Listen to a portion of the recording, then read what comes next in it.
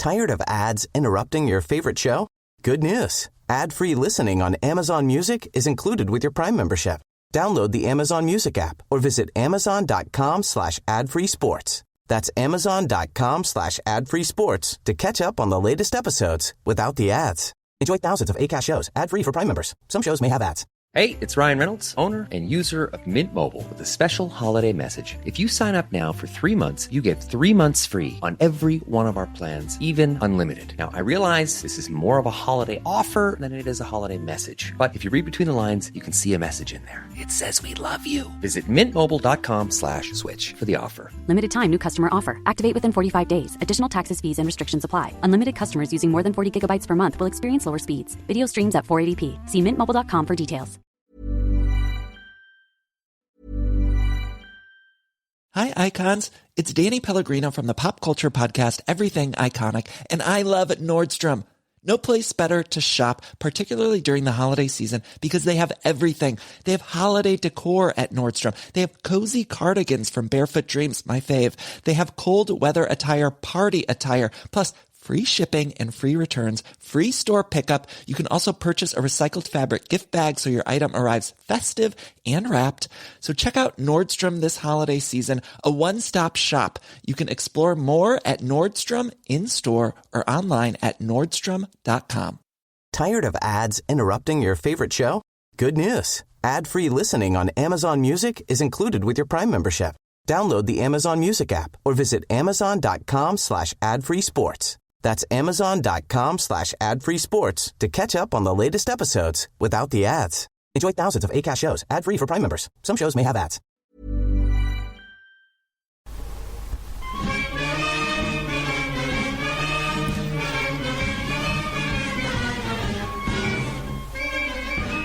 Hello, EggChasers. It's the EggChasers, a rugby podcast, a podcast about rugby that doesn't take itself or the game too seriously. I'm back in the rugby dungeon once again, as we have been for over 10 years now, 10 and a half seasons, very nearly, we can say. I'm Tim, in the rugby dungeon with JB. Hello, Timothy. Yes, he is OnlyFans ready, shoe and sock free, but he's wearing jeans today. I am. It's a different look. I think your OnlyFans fans will appreciate that. Yeah, I think so. And Phil. Hello, Tim. You all right? I'm okay. Look at Jay. Look at the way he's reclining now. Not like Kate Winslet in Titanic. Yeah. You're man-spreading. I am very much man-spreading. Why has that triggered me into a memory of something? Never mind, I'll come back to it. Being accused of man-spreading? No, someone said something. There was a clip or something about man-spreading the other day. I can't remember what it is. Oh, I think I've seen the same clip, but I can't point my finger on what is really annoying me now. Never mind. Right, lots to talk about, including the second round of the Champions Cup and lots of other rugby stuff going on besides, and a bit of local rugby as well. And we've had some great emails, which you can always get in touch. Contact eggchasers@gmail.com. We've had some good emails this week, actually. We have had some really good emails. You can also find JB on LinkedIn. You can find me on LinkedIn. And lifting on Instagram. Doing lots of lifting on Instagram. LinkedIn's wonderful. Honestly, like You're one of the few people I've heard say that. Yeah, because of how you use it. Like, so if you're on there, trying to sell things and DM people all the time, trying to sell various bits and pieces, it doesn't work. But actually, for the podcast, it works really well because the quality of interaction is so much better. So much better. So you can leave it, and also none of the neckbeards that do blogs and whatnot who populate Twitter and make it so toxic, they're just not there because they're not serious people. So it's much, much better. And I'm also going to give a shout for the YouTube channel as well. We're on YouTube, EggChasers Rugby, and I say that because there's some account or something that just publishes these end of year lists, and I'm into the top 25. Oh, really? Of rugby YouTube accounts. Have that. Fair play. Have that. I'm not happy there. I'm looking up.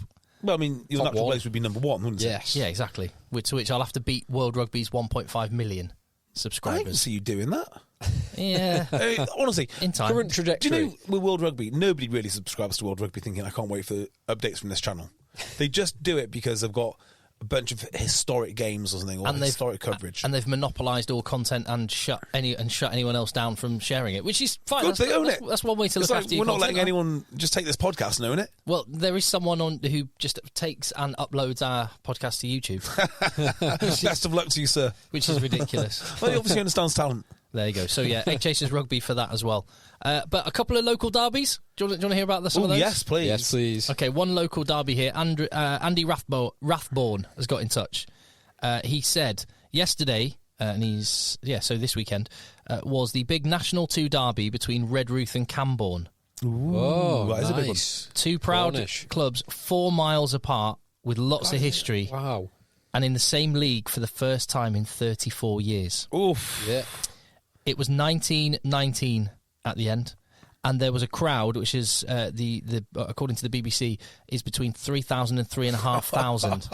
Wow. Love that. That is Love something else, isn't it? Do you know, I know I've said this before on the podcast, but the derby, which I've never really spoke about, I've never experienced it, but I know they had huge crowds, was Kendal against, what are they called? Penrith. Wharfdale, Kirby Lonsdale. Kirby Lonsdale. Ah, Kirby Lonsdale, yeah. Okay. So I heard they got 3,000 to that, and this is about 5-6 years ago now. Wow. Apparently, it was a great atmosphere, and fixtures mean that each week only one of those two teams is at home and the other is away, guaranteeing good crowds every Saturday. And he says, on a separate note, I'm way behind the curve. Oh, no, blah, blah, blah, blah. That's a different point. He says, finally, I coached the infamous Dominic St. George for a few seasons before he went to Eton and grabbed Tim's balls. That was... I had a Berkshire trial at under 16 level, and the other number 8 on the opposite team for like East Berkshire. I was the West Berkshire number 8. Dominic St. George was the East Berkshire number 8 from Eton. And first ruck, he just came and grabbed my nuts. Nice. As a power move. Or that's just what they do at Eton, I don't know. It might be both. Hang on, Maybe. where did Joe Morley go to school? And this one from Richard McCowan. Or McCowan. I hope I'm saying that right, Richard. Anyway, he says, contact eggchasers@gmail.com. He says, pod, good, blah. A mention for the mighty Leamington Rugby Club, who won what could possibly be the closest geographical derby this weekend against old foes, Old Leamingtonians. Both teams steepled in history, the club separated by a singular farmer's field, and it was Leamington who came to the fore, winning 38-13. So I don't think that is the closest two clubs.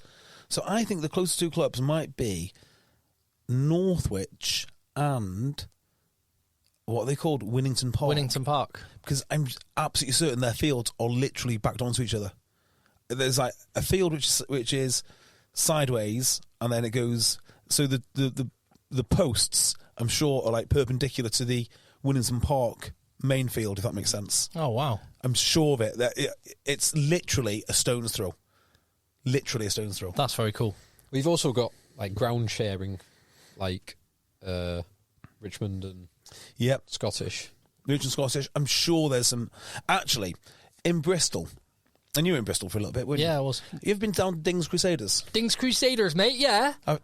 Great club, mate. I played for them once. Played for them twice, actually. Proper club. So, where Dings Crusaders were, do you remember? This is going back 20 years or so when I was back in university. There's like Bishopston, there's Dings, and like Cleve. Cleve, yeah. And they're all on this enormous field, right? Yeah. This huge, huge field. And each one of them has their own porter cabin, effectively, as a clubhouse. A branded porter cabin? Yeah, seriously. And we used to play our freshers games, I think, at Cleve or whatever it was. I don't know. I couldn't tell you. One of those clubs. And every single weekend there was at least 2 or 3 brand new, freshly burned out cars. Every single weekend without fail. Wonderful stuff. Yeah. Any news from the under-16s this week, Tim? Oh, big Lancashire Cup weekend. Oh? Who was playing? Raffy Quirks, Broughton Park under-16s against the current holders of the Lancashire Cup, Preston Grasshoppers. Oh, Preston smashed them. Oh, yeah. Well...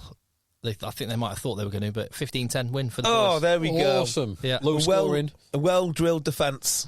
I'll tell you what, it was. We were just sharing a clip on our coaches' WhatsApp group. There's one tackle when one of our guys gets absolutely obliterated. It's basically a speed bump for their hooker, who was a really good player.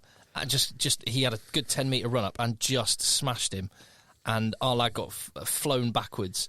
But the guy carrying the ball knocked it on, and it was funny. It's funny. You used to sort of watch our lad. He gets marmalised, bounces straight back up, and has a big hug with his teammates. Yeah, awesome. Have it. Love it. Are they fully scrimmaging now? Yeah. So there's no restrictions on what they can do. No. Line-out lifting is all good. Line-out lifting, Yeah, full competition. Are there any differences in the I laws? think the only thing it changes if the scrum wheels, it's not turnover. It's not anyway, no. Is that right? At No. senior level? No, it's not been that for a few years. Has it? Oh, God, it shows how long I've not been Yeah. playing. Because that never happens at like top-end level, does it? The number 8 has picked it. Because they feed the ball so blatantly. The ball's thrown straight to the number 8's one of feet. the successful law changes, because it's illegal to wheel a scrum. I don't know if you know this, and yet you get rewarded with a turnover. Well, again, so by getting rid of it, it doesn't wheel now. as Phil has talked about many times, there are so many laws in the law book which just need to be deleted. Like the whole feeding into the scrum is in the law. And rather than be a stickler for saying, scrum half should put the ball in straight, which you always get a referee on a Saturday afternoon at like third team level who will do that, just take it out because no one bothers anymore. Yeah, if you no, you can't take it out. It should be like slightly straight. That's what it should be. Well, then you've got to have the laws written to reflect the way that they're applied. Would be my thing. Hookers some of do them not you can get rid of. Yeah, hookers do not hook. They do. No, they don't. do. Occasionally they do. Very rarely. No, they do. They don't. It goes straight to the second row. Yeah. No, It no, does. no. Honestly, I've hooked recently. No, I'm talking like top level. Top level. I have to watch it. Not level 6, but like international rugby, hookers don't hook. And the in the laws, your shoulders can't be below your hips in a rook. Yeah. And you either got to stop. Yeah, you either got to yeah. take that out, or you've got to start applying it. You can't One have of the those two things going on at the same time. Well, talking of Broughton Park, my friend Dell from Broughton Park sent me a quick text today asking me to give a shout out for a good friend of his, and I read what his friend is up to, so I thought I would, if that's okay with you boys. Yeah. So Ben Eddy, Walk for Doddy, he is trying to walk 300 miles, so that is Cornwall to Kent, Really 330 miles. I mean, he really should have done 500 miles. Yeah, absolutely. Come on. I couldn't, when I read this, I was disappointed. I really was. In 3 weeks. So he's currently raised over £3,000. So that is walk for Doddy. Today they went to Exeter and they walked around in the budgie smugglers all day. So pretty good effort. Good effort. That Fair is play. on Just Giving, and yeah, go well. Enjoy it. Well, we'll talk about some good efforts in Exeter in just a second. Yes. But I think before we get there, I think it's only right and proper to... Now we've had 2 weeks of the Champions Cup. I'm eating humble pie and saying I'm completely wrong. Are you willing to apologise and say you're completely wrong about the quality of the Premiership relative to other leagues? I don't know is the answer. Well, let me give you some stats before you make your mind up, Jay. Total points achieved by teams from leagues, URC... 20 points. URC teams have achieved 20 points in the Champions Cup so far. Top 14 has achieved 35 points in the Champions Cup opening 2 rounds. The Premiership has achieved 56 points, more than the other 2 leagues combined. Interesting. Is it? Yeah, it's certainly something to think about. Conclusive evidence, surely. Well, no, because This is home games and away games. No. Weak teams on both I tell sides. you why I'm not convinced. Because no matter which way you cut up these points, one indisputable fact is the Premiership is being drained of talent and has been drained of talent, and these squads that they're fielding are still not as strong. And that is a fact. But there are other things which might be giving the Premiership a really competitive advantage. I think I disagree with you, and we said it on our podcast, and then all I heard last week were various... I'm not saying they listened to us and then repeated it, but all I heard was the point being made again and again and again. It's not good that the 3 teams went bust, but the 3 teams that went bust has lifted the standards of everybody else, because they've managed to get really good players at knockdown prices. Yeah, no doubt about it. Cheap talent has helped. It really has helped. Bath would not be the same team if they didn't have Ollie Lawrence, Alfie Barbary, Finn, Ted Hill. Well, I know he's not playing, but yeah. Yeah, all these guys made a huge... even someone who's not actually a mainstream player for their club yet, but we spoke about him last week, Chandler Cunningham himself. There's so many examples of good... I'll tell you a great one. Shilcock at Leicester. Shilcock today was absolutely outstanding. Absolutely outstanding. So, yeah, undoubtedly, it is only a temporary fix, and the Premiership has already lost a lot of talent. So they were lucky in a way, because they've lost the same quality of player, like Joe Marchant going to Stade Francais. All the guys that were paid a lot of money had gone, and then as soon as a load of other guys come on the market who they could get cheaper, they did. But this is a temporary fix. I would put more I'd give more credit to the fact that all the Premiership teams, except for Newcastle, who are not trying and are freeloaders at this point, are spending up to the cap. And every week it is competitive, and because it's competitive, you've got to really coach hard. Nevertheless, I'm pretty confident in saying this, which is, although we're good in the group stage, when it gets to the real business end, I do think there'll be a separation between those teams in France and in the URC with the absolute top talent, and then the Premiership. Well, yeah, I don't disagree that Toulouse La Rochelle. Toulouse are going to be... Although La Rochelle might not even make it now. Exactly. I don't doubt that teams like Toulouse, and probably Leinster will get a bit of mojo by then, and will demonstrate what they're about to a greater level. I don't think there's any debate there. However, I think we thought, if you imagine the overlap between the top 14 and the Premiership, we were thinking the top of the Premiership was only maybe halfway up the top 14. And I think the overlap is much smaller than I thought it was. So, who's the best team in the Premiership? Let's say Saracens. Yeah, I think Saracens will be about halfway up the top 14. With their salary structure, with the amount that they can spend on players. Now, if you take that Saracens structure and give them the French salary cap, I bet they could win the top 14. But it's that constriction on talent, I think. But how do you explain the last 2 weekends then? Well, if that is the case, if the restriction on talent has, if that is the case, surely the answer would be to constrict the salary cap even further and get rid of more talent. Well, it depends what your objectives is. Yeah. If your sole, why are Newcastle not winning this? Well, if your sole objective was an English club winning the Champions Cup, you would just have one English team. Yeah, you would just put all the talent in. You'd effectively do like the Jaguares did for a few seasons.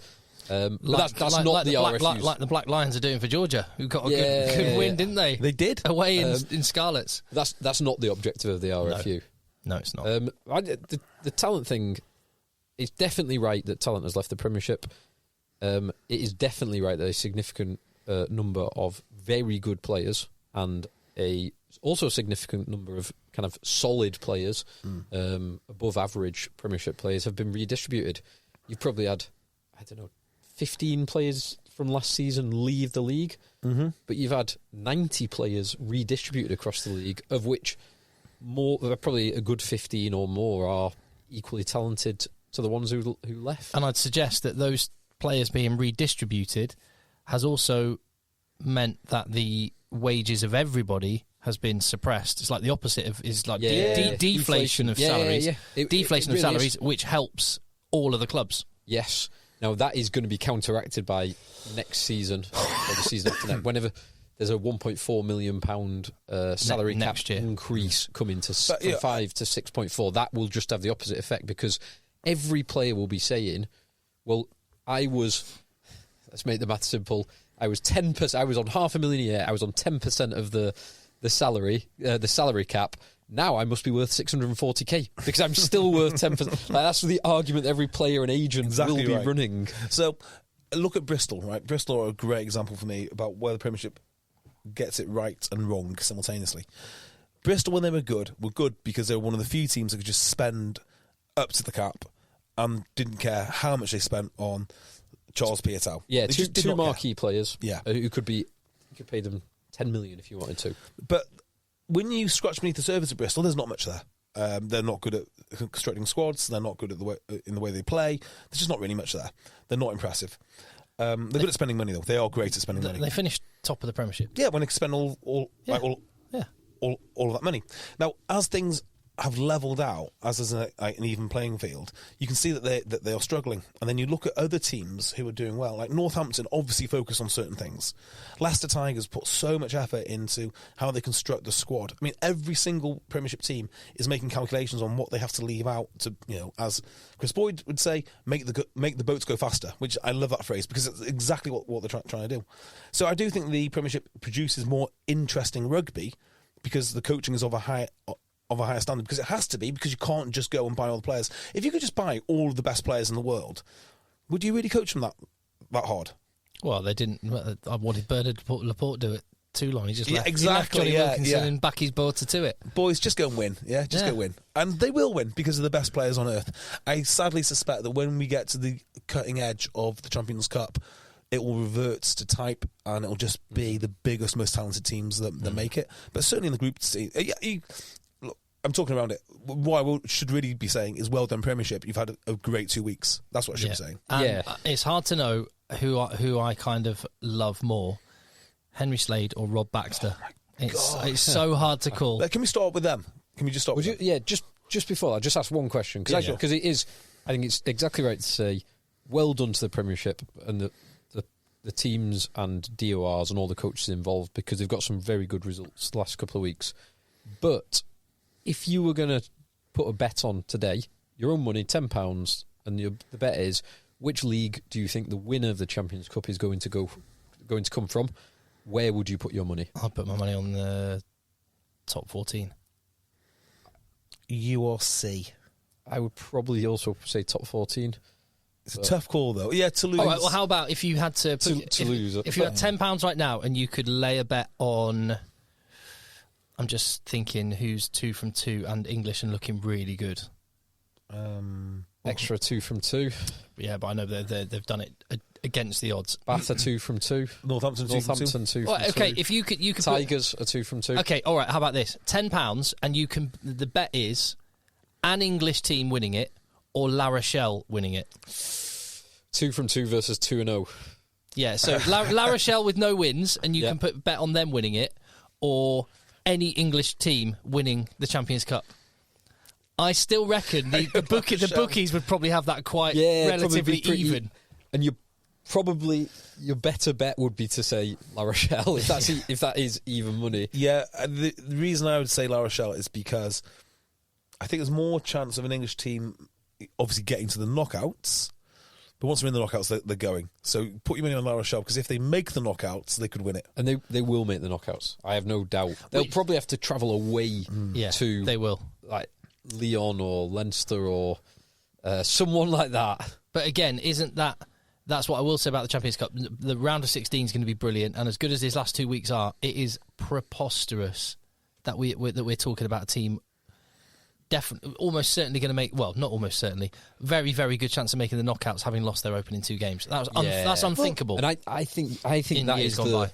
I was thinking about this weekend because again we've seen teams rotate their squads. Some like definitively put out a second string team.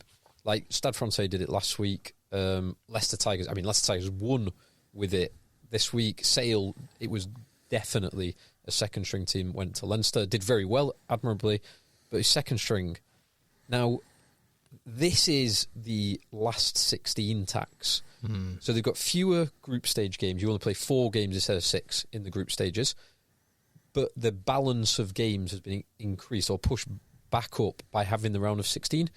Now, the round of 16 is in itself a good thing, but it is driving these negative behaviours because 16 out of 24 teams are going to qualify.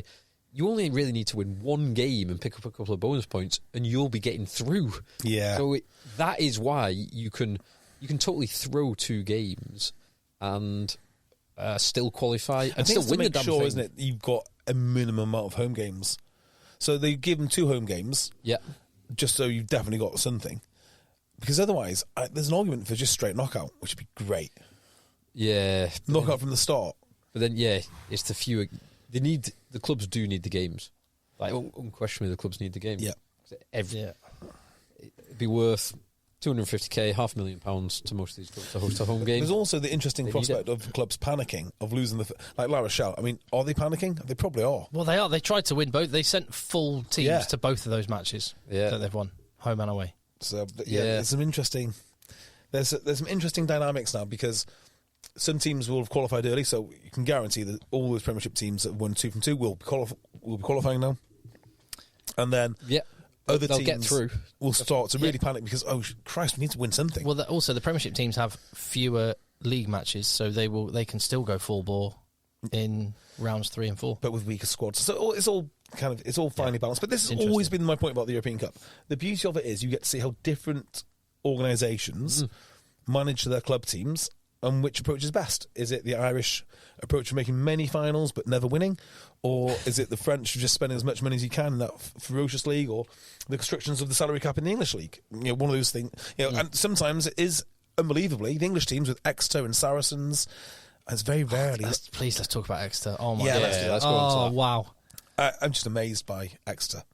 Can I launch off with a theory on Exeter? Go on. So my theory is this, which is when you got a successful team, or a previously successful team like that classic Exeter team was, and you know all the names, they won the Premiership, they won the European Cup, and they were competitive like the year after that, and it slowly then started to disassemble itself in it. So Johnny Hill left, and we mentioned all of the players that left. Now, I think we've all been in teams which were very, very strong at this amateur level, very, very strong. And then next year, they're not quite as strong. And even though they're objectively... H this year? Yeah, even though they're objectively good teams, right? You don't feel as confident. And your players don't show up as much. And I think Rob Baxter has identified that. And he's like, well, if we've got these players who are paid very well, but they're not going to show up as much because they were part of a previous dynasty of players, a previous iteration of this club, let's blow it all up and start again. And I think that's kind of what's happened. And the only one that they've kept is Henry Slade. Now, Henry Slade, just a quick word. Ollie Woodburn as well. Yeah, actually. There are a handful. They're sprinkling of them, yeah. Yeah, I mean, Devoto, if he ever comes back. I'm just looking at the team from 2020, the team that beat Racing 92 in the final in 2023 years ago. Let's see if we can name the team. Yeah, great game. So, who would have started at loose head? I wonder, would Ben Moon have got to start? Or Ben Moon or Hepburn? Hepburn. It was Ben Moon on the bench. Ben Moon. Hepburn started. Okay, then it would have been Cowan-Dickie and Yendall. Yep. Maybe in the other order. Correct. It was Cowan-Dickie started and Yendall on the bench. And it would be Harry Williams and... Who was the other one? Harry Williams. You know the other prop. Who was the other one? It wasn't... He had to leave because he had to take a fair market rate. Tommy Francis. Oh yeah, of course. Yeah. And then you got Johnny Gray and not Sam Skinner, not Johnny Hill. Johnny Gray and Johnny Hill. So Johnny Gray, first one who's still there. He's still there, but leaving. Johnny Gray's still there. Going to injured. Yeah, he's injured. He's not played. Apparently going to Bordeaux. Oh right, okay. Which makes sense because why would you not? Yeah. And he'll be on Phil's beloved Bordeaux. He'll be on good money, and he's not played for. Oh no, you're beloved Toulouse. No, I am beloved Bordeaux. You are beloved Bordeaux. Sorry, beloved Bordeaux. So back row was Simmons. It's Simmons Armand. At 8. Yeah. No, Armand wouldn't have started, would he? Yeah, Armand start. I think. No, Armand wasn't in the squad. What Ewers? Ewers, yeah. Big Dave Ewers. My beloved Big Dave Ewers. Yeah. At 7 for Exeter in the Champions Cup Kovacic? final. Another big guy. No, I'm going another big guy. It was Vermeulen. So Vermeulen's still there. He's still there. Yeah. Then you've got it would have been Nick White. And Nick White, I think he must have been injured. Stu Townsend. Not Townsend. No, one of the Maunder A or Maunder B. Yeah, Jack Maunder. Okay. Started. And on the bench? Townsend then. No. Maunder. Another Maunder? No. Oh, okay. What's the other one? So he played for a short period of time. I don't think he played the Scottish fella. Yes. Because he came on and did an absolute worldy I know the one you end. mean. What's his name? Double-barreled name. Yes. You know him. Oh, what's his name? Interviewed him. He's at Lyon. No, he's not at Lyon. Oh, I think he's in Italy now. Tell us. He's at your beloved Benetton, if his Wikipedia is correct. I can't remember his name. Oh. Come back to me. Sam Hidalgo. Klein. Yes. And then 10 would be Simmons. Yeah. 12 would be the diminutive Ian Whitten. Ian Whitten. Henry Slade. Henry Slade. 13. Wingers, Woodburn and Knoll. Yeah. Knoll, but... Flatty. Flatty. Woodburn wasn't in the squad. And then it... Not Hogg. Was 15. It Hogg was not 15, was he? 15, he was Hogg. He was Hogg for that one. He started. Nailed it. Absolutely nailed it. And the only people you've missed the bench, lock and back row. So not Skinner. Which could be either way around. Yeah, so Skinner was one of them. Yeah. And the other one, who is also a lock/back row, who I think you've mentioned him as well, actually, in Yannis Kirsten. Oh, no, I didn't mention him, but yeah. And then the two backs besides the scrum half who were on the bench. Steno wasn't still playing then, was he? Steno was still playing. Really good. Yeah. Steno and Dollars. Not dollars. No, not dollars. Just gone. So of all those, maybe there's Devoto. three of them left. Devoto. So I do think there's some sense of saying, look, you belong to a previous dynasty. It must be very hard to mentally... Dynasty. Yeah, dynasty. It must be very hard as a player to build yourself back up, knowing that it's going to be a rebuilding team. So just start with new players. I think that it's really interesting because it is kind of the opposite of what Saracens have done. Yeah, they are like good for good and bad, but they are trying their best to keep that team together, the kind of skeleton of that team together, even when some of the players are perhaps past it. Some of the players are no longer the value that they were, and arguably they were never good value because they were paying over the odds for them in the first place. They may have played a blinder with a couple of them because there's talk about the hybrid contracts and nonsense. Well, no, but this is one. Yeah. The hybrid contracts. Whilst you may agree, disagree, at least it would actually repay Saracens finally for all of their work producing England players. Yes, there is that. That. And it does. It incentivises the clubs to have England players, whereas now you're kind of damned if you do, damned if you don't. Yeah. You kind of have to have these guys because they're the big names and they're the talent, but they're only going to be available to you half the season, so you're paying the biggest money to players that don't play for you. So Mark Evans of Fiji Drua fame and Hollands made a really good point that the England money, rather than being distributed for the players produced, should be just distributed evenly throughout all the clubs. So there is no incentive to keep your England players. Now, I know you don't like that, but actually it'd make for a more interesting league if everyone had an England player. Yeah, it does make sense, and that's probably what the outcome would be, is everyone would end up with an England player. Yeah. Because they've got the money to go out and buy one. And the other thing, which it sounds a little bit like, is Rob Baxter's suggestion that every EPS squad member should get equal money, not just people that make a matchday 23. Yeah, although the matchday 23 was decided by the players. Yes, but back in the day, and now they're thinking. That's because the group was 35, and the 20. You only need 23. We're the 23. No, I'm fine. I'll take the 25 bags. Thank you. Let's vote. Chances are I'll be in the team. Yeah, this motion needs 22 votes for it to go through. It's remarkable what Rob Baxter's done with this. Basically, a brand new team. Yeah. You watch them play, and you can see there's a pattern, there's a structure, and because there is a strict pattern, a strict structure, they can perform very well within that strict structure because they're comfortable doing it. I mean, their strict structure got them into trouble. The 4 Munster tries all came down the right hand side, all from, and it was pointed out it was Sam Warburton and Tom May in comms, wasn't it? It was pointed out repeatedly about their rush defence and incredibly narrow defence that Munster, through either kick passes or wide passes, just exploited. And by the way, on Munster, I know they'll be very disappointed with the result, and there's a little bit of self-implosion there.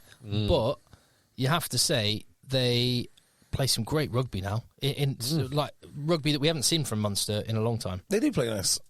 They do play nice rugby. In fairness, and from an extra point of view, if you're going to get beaten out wide. Force them. That's what you got to do. And actually, it worked, didn't it? Because they did score points, but just not enough. Yeah, and they missed. They only got two conversions. Missed 2 because they were having tough kicks. Now Henry Slade, I just want to go back to him. He was already an Exeter legend, but I think there's always some doubt about how good he was because he's surrounded by other good players. But as like the sole great player that they have left from all those years in the past, he actually looks like it. He actually looks like their one remaining great player. Now, everyone else is playing great, but he is turning himself into an absolute nailed-down Exeter Chiefs legend now. Oh, yeah, as if he wasn't already. I mean, there were others that could sort of... Yeah. But the fact he's stuck around and he's making more stories, Who is... Yeah, exactly. Because it's like Noel, Cowan-Dickey... Steenson, for me, is probably the greatest. Yeah, because he was there in the Championship. Ben Moon would be up there. Yeah, Ben Moon. Yeah, all those boys. But he's been with all of them. And now if you can be successful in this version of the team as well, he then becomes, in my mind, probably their greatest player. Let me jump us sideways a little bit, and let's just try and solve Steve Borthwick's lovely England conundrum, because there's a lot of players playing very well in that 13 jersey. Ollie Lawrence is looking great. Henry Slade's looking great. Tommy Freeman's looking really good. And there are others. There's another one that I had in my mind. Oh, the lad, Ollie Hartley. Did he have 12 on his back, though? That'd be useful. He did. That'd be useful. He did, you're right. Nick Tompkins got pushed to 13. Correct. Yeah. Oh, that's interesting. So Exeter were absolutely awesome. Sandy Park, I don't know what the other stand looked like, but the cameras were showing most of it. Over 13,000 there, so awesome. full. It's great Do you to know, see, isn't I it? love Exeter so much because partway through the second half, they started up with the tomahawk chop again. It's like, yeah, screw everyone else. It's all about cheats. Just the fans, they're not playing it over the PA anymore, are they? Or are they? It doesn't matter. Because you can hear it. The DJ was playing all sorts of tunes over the PA. I just loved it. It's like, if Exeter can just get... There are a handful of clubs in the country that can do this. Probably Gloucester, Bath, Exeter, Northampton, Leicester. So, actually, I've named 5 there. But once they get on a winning run, they fill their stadium. And I think that if this Exeter Chiefs team just can continue to win and give people around there a bit of belief, they will fill that stadium, and it will be a success story. Just on that, like I don't really mind one way or the other. I don't have a strong opinion on it at all. Are people actually upset by the tomahawk chop? Do you know what? The more they're upset, the more they should do it because it's their identity now. Like, it is a big middle finger to everyone else who's disparaged that club. People like Ugo Monya and... He wouldn't care about a song. Oh, you joking? You'd have to be so thin-skinned to care about a song. Yeah. Well, I'm looking forward to my legal letter from him. I'm offended by a song. Yeah, interestingly, no one's been charged with that yet. So we'll wait to see if the most blatant case of racism anyone's ever seen ever in the history of the world, which is on multiple cameras with multiple witnesses, ever does get charged. But we'll see, won't we? And I'm sure I'll get my so-called legal letter. Looking forward to that. And Sonia McLaughlin as well. So people like that is a massive middle finger to, because it's Exeter Chiefs and it's an amazing club. It really is an amazing club. I will agree, it's an amazing club, 100%. I love it. And there was some special moments. Great second half as well. When you actually look at the 3 tries for Exeter. Of these new players, so we spoke about all players, of the new players, who are you liking? Daffith Jenkins. Yes. Oh my goodness me, what a player. Yeah, do you know? And he's 20. Yeah, he's huge. He's absolutely huge. So the one that I've really liked at the moment is, I want to say, is it Ben Hammersley? Winger. Correct, yeah. Now, he's a little bit shaky on defence today. Yeah. He was a bit shaky, but He was. every time I've seen him play, like Newcastle, he was absolutely superb. He can really run. He's going to be a very, very dangerous player. Hawkins seems like an absolute top. Best game I've seen Dan Frost play. Yeah. Yeah. He was great. Frost, another important pickup from Wasps. Greg Fisselau was great. Yeah. He had a big game.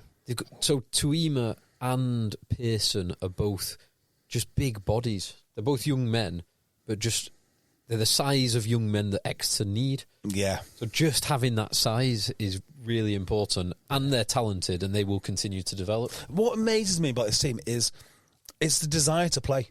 So you're watching them, and they just don't die. Like, how many teams would have crumbled in the face of it? Munster, just the reputation alone is fearsome. And when Munster scored early 5-10 minutes into the second half to make it 24-10, that most teams would have crumbled then. Yeah, I'd love to know in Exeter, like, how much say do the other coaches have in what is actually been delivered there, or do they just have to deliver what Rob Baxter says? I suspect Baxter does. He does the big picture stuff, but then leaves the detail up to some of the detail up. I would imagine it's very collaborative. I would say what I will say though is Rob Baxter did try and take a big step back. Yeah. And then it did not go well, and he came back in and grabbed the reins again. So I think he needs to have his hands on the reins. But it will be a. I think he's giving messages like, you deliver this however you want, but you must have this outcome. Yeah, it is this. Yeah. You can imagine him simplifying things. Yeah. Can't you? That is the beauty of it. They play really simple rugby, which you can understand. So when they always say at the full-time team talk, or when you go to the coaches, they spoke about a few things at half-time. And the few things that they speak about, they always tell you, and they always seem to make sense. Yeah. So I will just, we touched on it before, but Munster, for the first 50 minutes, would deserve to be 14 points up. Mm-hmm. And credit to Graham Rowntree and his coaching setup for identifying and exploiting that weakness in Exeter's defence. Yeah, because they were flying up. Absolutely flying up. Flying up and short, particularly on that Exeter's left-hand side, Munster's right-hand side, which is where the 4 tries came from. I like Jack Crowley, and I like Kieran Frawley as well. I think Ireland have got a couple of good players there. Yeah, and that, like, you look at that Munster team sheet, that is not filled with stars. No. Ty Byrne is Tyburn is by far the biggest name. And he's also, I know, just giving praise to everybody in the Exeter team, he's also by far the best player on the field. Oh, he's a hell of a player. He is absolutely outstanding. Yeah. In every facet of the game, he is outstanding. But that Munster team, no, you're right. They are not big names across the board, and they played very well. They will rightly be very disappointed not to come out of there with more. Agreed. In terms of England, watch Bath. Alfie Barbary had a very, very good game. He's going quite nicely at the moment, Barbary. Yeah. And just more broadly on this, so we've had 3 Premiership teams go bust. I genuinely think, I'm not in for a British and Irish league. No. But if there was 2 Welsh regions, East and West, don't care where they are really, and put them in the Premiership, I think that's cooking. Because that packed Cardiff Arms Park and that atmosphere and that edge for an Anglo-Welsh matchup, there's something about that. Do you know, I love the idea, right? I do love the idea, and I think Cardiff as a city and a central population is a good rugby experience, so on and so forth, etc., etc. However, the depth of politics which already exists in English rugby, do you really want to pollute that with... I mean, it's like leaving one psychotic wife and then immediately marrying another. Out of the frame, fire type thing. Do you really want to overlay? Well, actually, it's like juggling a mistress on the side, a psychotic mistress on the side of a psychotic wife. I'm really fed up at home, let me get a psychotic mistress, right? So, you're going through a messy divorce, and you've got your new wife already, and you're putting in a psychotic mistress. Yeah, that is what it would be like, Tim.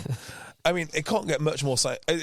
There's not many more dysfunctional organisations than English rugby as a whole, except for Welsh rugby. WRU, and then is that what you want? Well, it would be, yes, and look, I'm not totally convinced by the administration of Premiership Rugby, but it would be Premiership Rugby running it, and it would be... Good Lord. It would be the Welsh... it would be the Welsh regions who would have to move to the beat of their drum. Oh, no. I mean, if you could somehow eliminate all of the politics, it could work. A 12-team league with...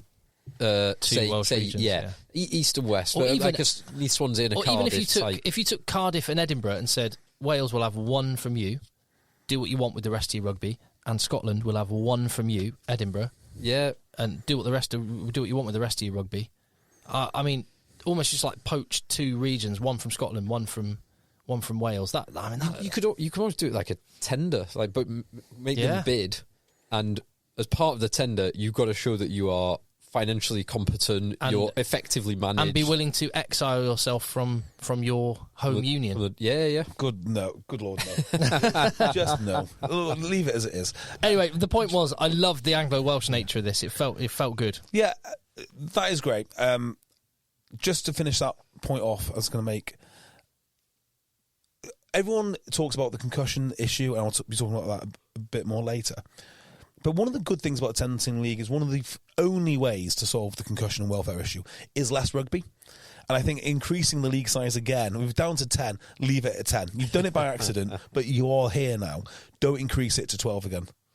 Yeah, it's a fair point. It's just whether the clubs are sustainable. I suppose 10. The other element is if you start getting franchises out of your regular league structure, you can't have promotion relegation. And I do think we should have. And I don't. I think you've got 10 teams now. Leave it as it is. Let it run. I mean, if you've got 10 unsustainable teams, why do you want 12 unsustainable teams? More revenue. If you get another £500,000 on your... But where's the limiting factor here? Make it 500 teams. Exactly right. Play multiple times a day. Yeah, there are 500 clubs in England. Yeah, why not? Bath looked very good, though. Ollie Lawrence, again, looks... very good. Alfie Barbary was great. So England watch, it's lots of positives. I do wonder, I was kind of watching the highlights of this game. What was the game on at this time? It was Leinster Sale. Was it Leinster Sale? Or was it an early game? Anyway, yeah, it probably was Leinster Sale. So I was watching that. But I was watching it thinking, so Thockenham Singer is going really well. Jay. Sorry. That's fine. I'm just going. Just making you aware. Your breathing's quite loud. Sorry. It's fine. It's fine. I think it might be where the mic is in proximity to your nose. You're watching some Instagram videos of people lifting. Hello. Thockenesinger and Wilmore. Thockenesinger's going well. I wonder if kind of neutral and Thockenesinger wasn't already an England winger, whether you put the two on the pitch and said to someone who knows nothing about rugby which one of those you think is the more talented player, whether Wilmore would 8 times out of 10 get that shout. I've never seen a match where Wilmore has been playing on the wing where he's not been the best winger on the field. He's very, very rare. Yeah. And now Josh Adams was playing in this game and he finished 2 tries beautifully and he's a hell of a winger.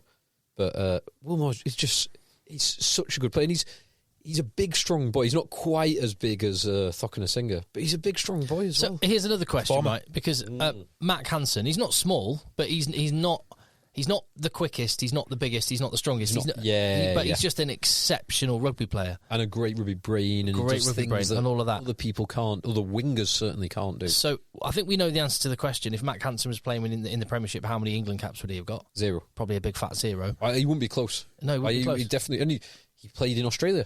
How many Australia caps did he get? Yeah. 0. But the other question would be, if Joe Thockenesinger was at an Irish province, how many island caps would he have got?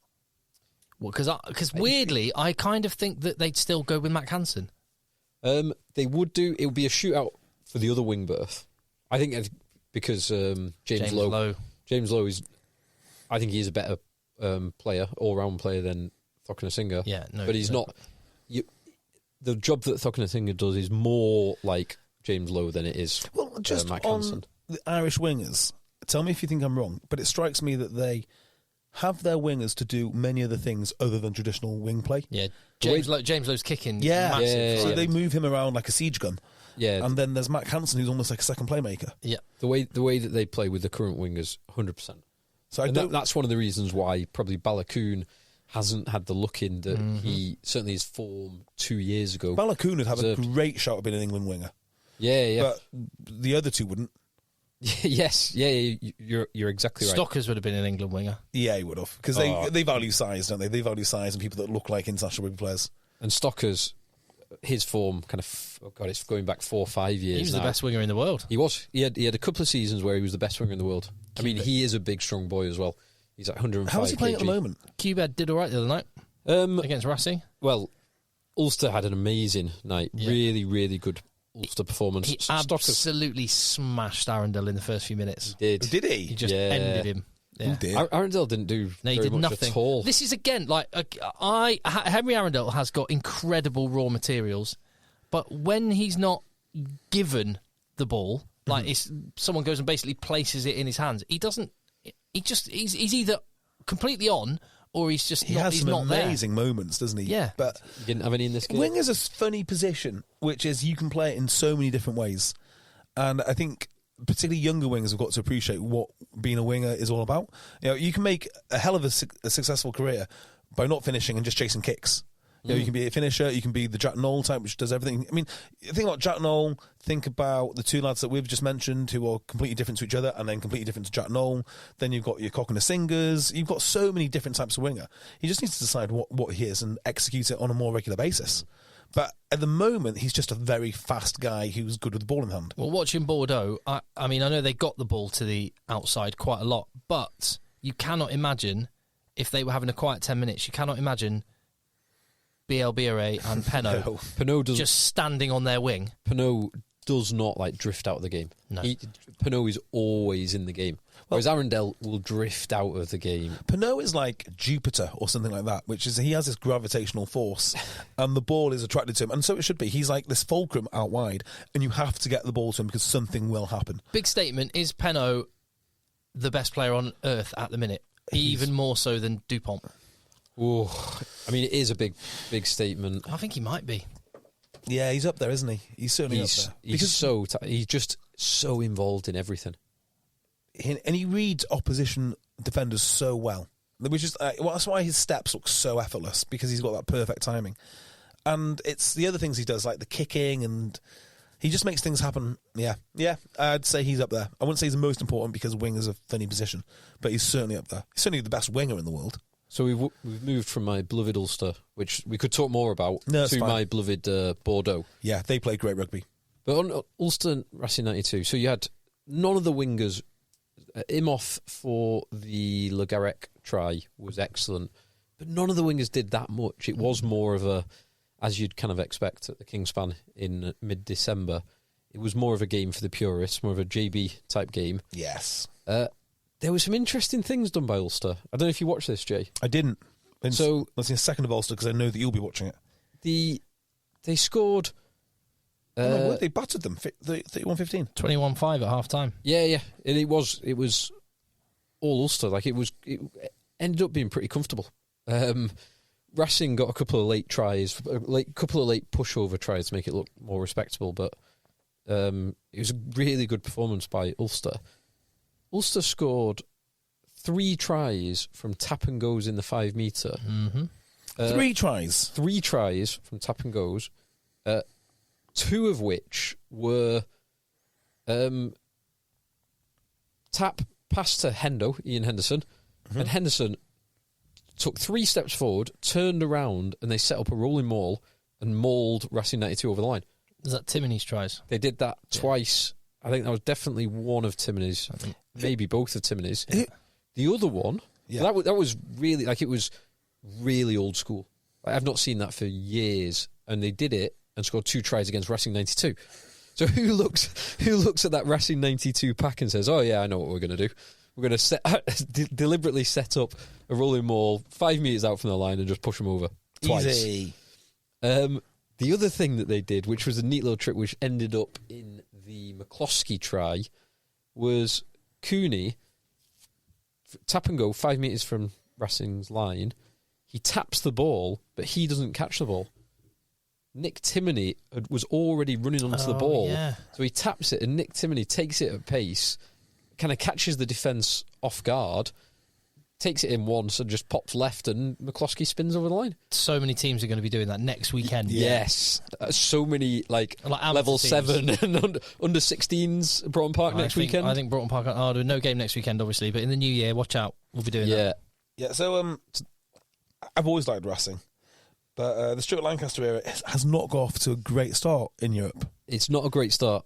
Are they good people, though, yet? Has he made them into good people? I have no doubt they're good people. Yeah, I mean, Lancaster and Khaleesi, they're going to be great people. Oh my God, the sanctimony in that team at the moment. Whether they are good enough, they're top of the top 14. Big Stew's doing all right. Oh, yeah, they are top. There is that then. Equal on points with Toulon and Cast, and only a point ahead of Stad and Pau, but they are nevertheless top. Now, one thing that Racing will, Racing should be doing better when, I think Ulster lost 6 lineouts in the first half. Woki was amazing. He is superb in the lineout. He put so much pressure on. It was first Robbie Herring, and then he went off for HIA, and Moore came on, and then Herring went back on, and then Moore came back on. He was just putting so much pressure on Ulster, which is why they ended up going for the tap and goes and using their full repertoire there. But very, very good win for Ulster. And Kitsoff looks very good as well. He looked like a good signing for them last night. And Dave Ewers as well. Big Dave. Because he carries hard, he hits. Oh God, who did he hit? I think it was Gibert, the number 10. He absolutely smashed him with all 130 kg of Big Dave Ewers. So Ulster, they have got some size, maybe not quite enough for the latter stage of the tournament. Having guys like Timoney and Matty Ray who are good, they're kind of like 6.5. They're not really quite big enough for full big boy rugby. As much as JB, you might sort of say, the Lancaster era hasn't bedded in yet or hasn't done what you want. Equally, you could argue Leinster are missing him. Well, did they not win? They did, but they're not fizzing yet. They don't look like Leinster did last year. But they beat... they didn't beat La Rochelle, to be fair. Yeah, they beat La Rochelle away. Rochelle. They beat La Rochelle away, and they beat Sale's second team. And they struggled for a bit against Sale's second team. They certainly did. Yeah, well, it wasn't a bad team. I mean, I didn't see us, actually. I thought it was going to be an absolute beatdown. Wasn't a bad team, but it wasn't it's not a good team. It's a second-string team. Well, if they don't send with George the exception of Roebuck and Reed and Ernst van Rijn. Even Roebuck and Reed, you'd argue that O'Flaherty would be in there. He'd be in one of those positions. Yeah, he'd be in one of them. So one of the wingers, one of the back row, and that is, other than that, second choice in every, at least second choice in every nice position. talent in that team. Don't get me wrong. Oh no, agree. That's a compliment to say backup. Yeah. It is definitely a second string team. If the name George Ford isn't on the team sheet, it's a second string Sale team. But actually, that can't be right because the best fly half in the press in Ireland, I can't remember which one. Maybe it was the Irish Independent or whatever. Anyway, it said Leinster will eat toothless sharks on the day of the match. Ooh. And Alex Anderson's response was like, right, well, we'll team talk done. We'll show you. Yeah. And all of those players, so it is a second string, definitely, but they're all fighting for that shirt. So it's a great opportunity, and all of the boys put their hands up. Every single player wearing a Sale shirt put their hands up and put in a good performance. There were some exceptional performances amongst them. Some of the hits from Van Rijn and Doug Dale were awesome. Doug Dale can bang. And the other one, actually, I will say I've seen on the highlights too, is encouraging me, and we all knew he was good, but he has definitely lost. He's definitely the second choice scrum half. Rafi Quirk. Yeah. Now, if he can start firing, Sale have got all. I mean, I still think he's the second choice, and the reason I think that is because he can change a game. So it's good to have him on the bench. You're saying he's a game changer, a finisher? Yes. They should call them that. Not concussion boys, like I suggested. The other boy who was amazing in burst, he's got some pace, was Reed. Yes. His break for the final try was amazing. Reed has always been absolutely rapid, but my criticism of him is he hasn't really caught up with the game. He wasn't reading the game well. He wasn't getting into those opportunities to allow him to use his pace. That seems to have solved itself now. Yeah, he is getting there. So Sale, a lot to be proud of from that Sale team. Leinster struggled in the first half. Genuinely struggled to break Sale down. Struggled with some of the running and attacking lines from Sale, but it was never in doubt. They were always going to win this game, and they were always going to get a bonus point win. And they did it at a canter in that second half. Yeah, and they did take their foot off the gas, and Sale got in with 2 late tries to make the scoreline look. The scoreline looks more respectable, but it was they were 25 points up with 2 minutes to go. So it was already game over at that point, 20 minutes before that. And I suppose the other one of the favourites, we'll go from Leinster to Toulouse, who look, oh my goodness me, they look good. That was a worrying result for a lot of other teams, because Quins are a good team. Quins are also a flaky team, aren't they? I know that's a bit of a cliche, but it's absolutely true. They will come at you flying, but they are susceptible to conceding points. Yes, they are susceptible, but they haven't been, and not you, and that doesn't normally happen at home. And after a really good win in very difficult circumstances away in Paris last week. But maybe Paris aren't the team that we think they are. Maybe they're not. Maybe the Lancaster effect. It is interesting. It is a match-up thing, isn't it? Because I'm just looking at Quinn's results, and they've been all of their matches have been really close all season, except for Newcastle. We can sort of put that one to one side, but except for now. And they absolutely spanked Sale a couple of weeks back, if you remember. Yeah, I do. But they got absolutely humped by Toulouse today, and they got humped by Saracens last month. So it's kind of every now and again, against particularly good teams, they will not just lose narrowly, they'll get pumped. Hammered. Yeah, I think it's probably something to do with the way that they play as well. Like if they can't get on the front foot and they can't start exploiting the holes and attacking in the way that they do, I think that compounds into their defence. I think it gets to them mentally, and when you're as big as Toulouse and as sturdy as Toulouse, you will stop them scoring, and then you start getting over the game line, and it all compounds. I think what I've been thinking for a while when I watch France, what they really need is a large man in their pack. Yeah, they're really struggling for that. Who are you thinking of? Emmanuel Mayafu. Oh my goodness, he looked good. Yeah, but big bodies, mate. You just can't replace sheer size. Absolute shoe-in to be in their Six Nations squad. Yeah. Well, I mean, I'm not. The reason I don't want to talk about that game so much is because I didn't really watch it that closely.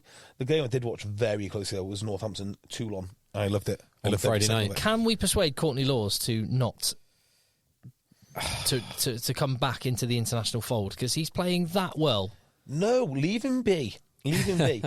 You need these players playing their best rugby week in, week out. I don't need him playing really well for I want to see. Northampton. I prefer watching him play for Northampton. He's the best blindside flanker in the world. Well, no, in the northern hemisphere. Yeah, like Peter Steph-Totoy only would best him.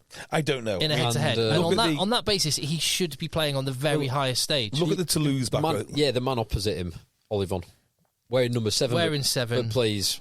He's a blindside flanker. I mean, he was up there with Olivon. Yeah. He was man of the match. Yeah, Courts. Again, what are you after doing? last week?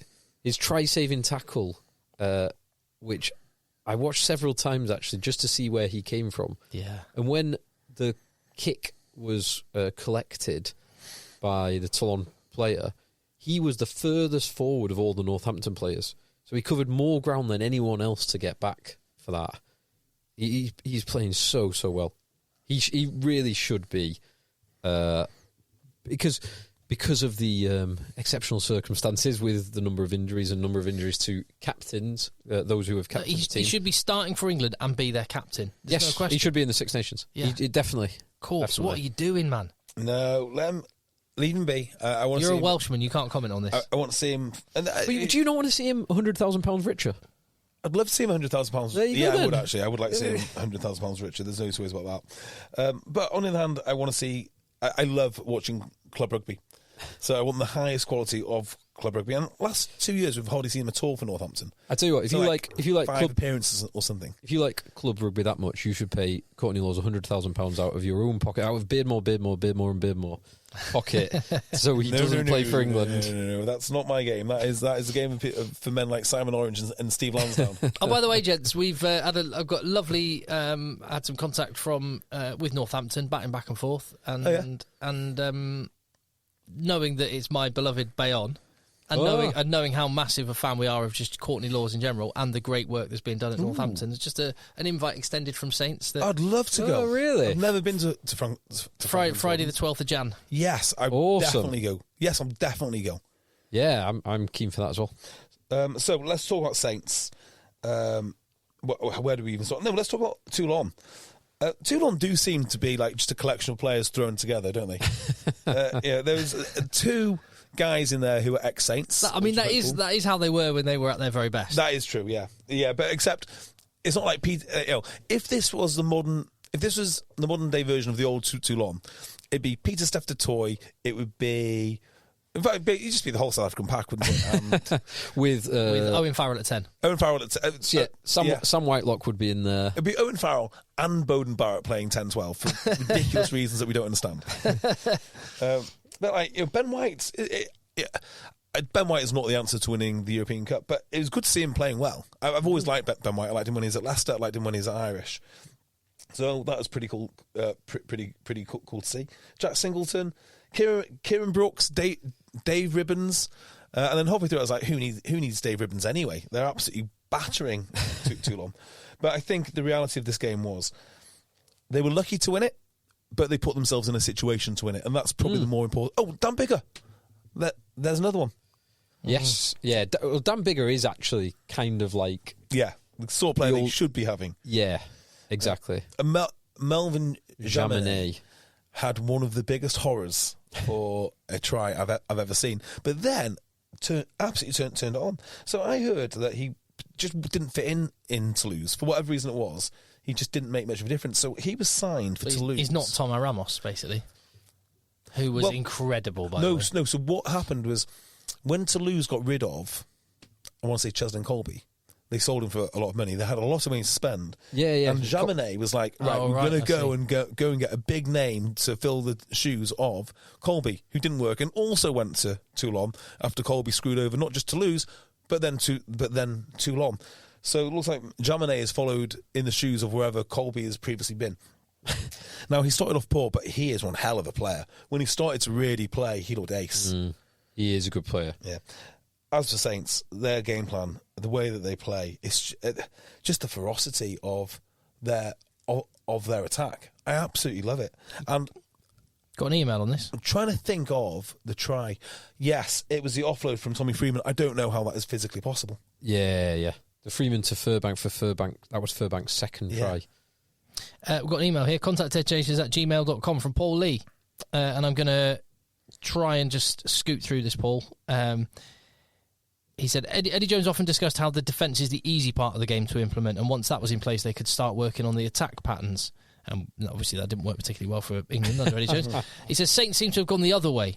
Chris Boyd took a team full of young talent and focused on the loose skills, very much to the detriment of the tight five in the front-up defence. They created a team which got used to watching... We got used to watching score lots of tries, play attractive and exciting rugby, but never able to win through the winter months. The supporters stuck with the players and coaches and always appreciated the brand they were playing, which often ended in disappointment at the sharp end. This season, they've addressed the defence by bringing in Lee Radford, and it has clicked fast. We were used to getting the odd result in matches that suited us, such as Quins or Exeter, but the last 3 games, Sarries away, Glasgow away, Toulon at home, have shown we can stand up with the best in all circumstances. The tight five have held their own at scrum time. The line-out has been a solid platform to launch from, and first-up tackles have mostly been positive ones, giving Jackalers a chance to win turnover ball.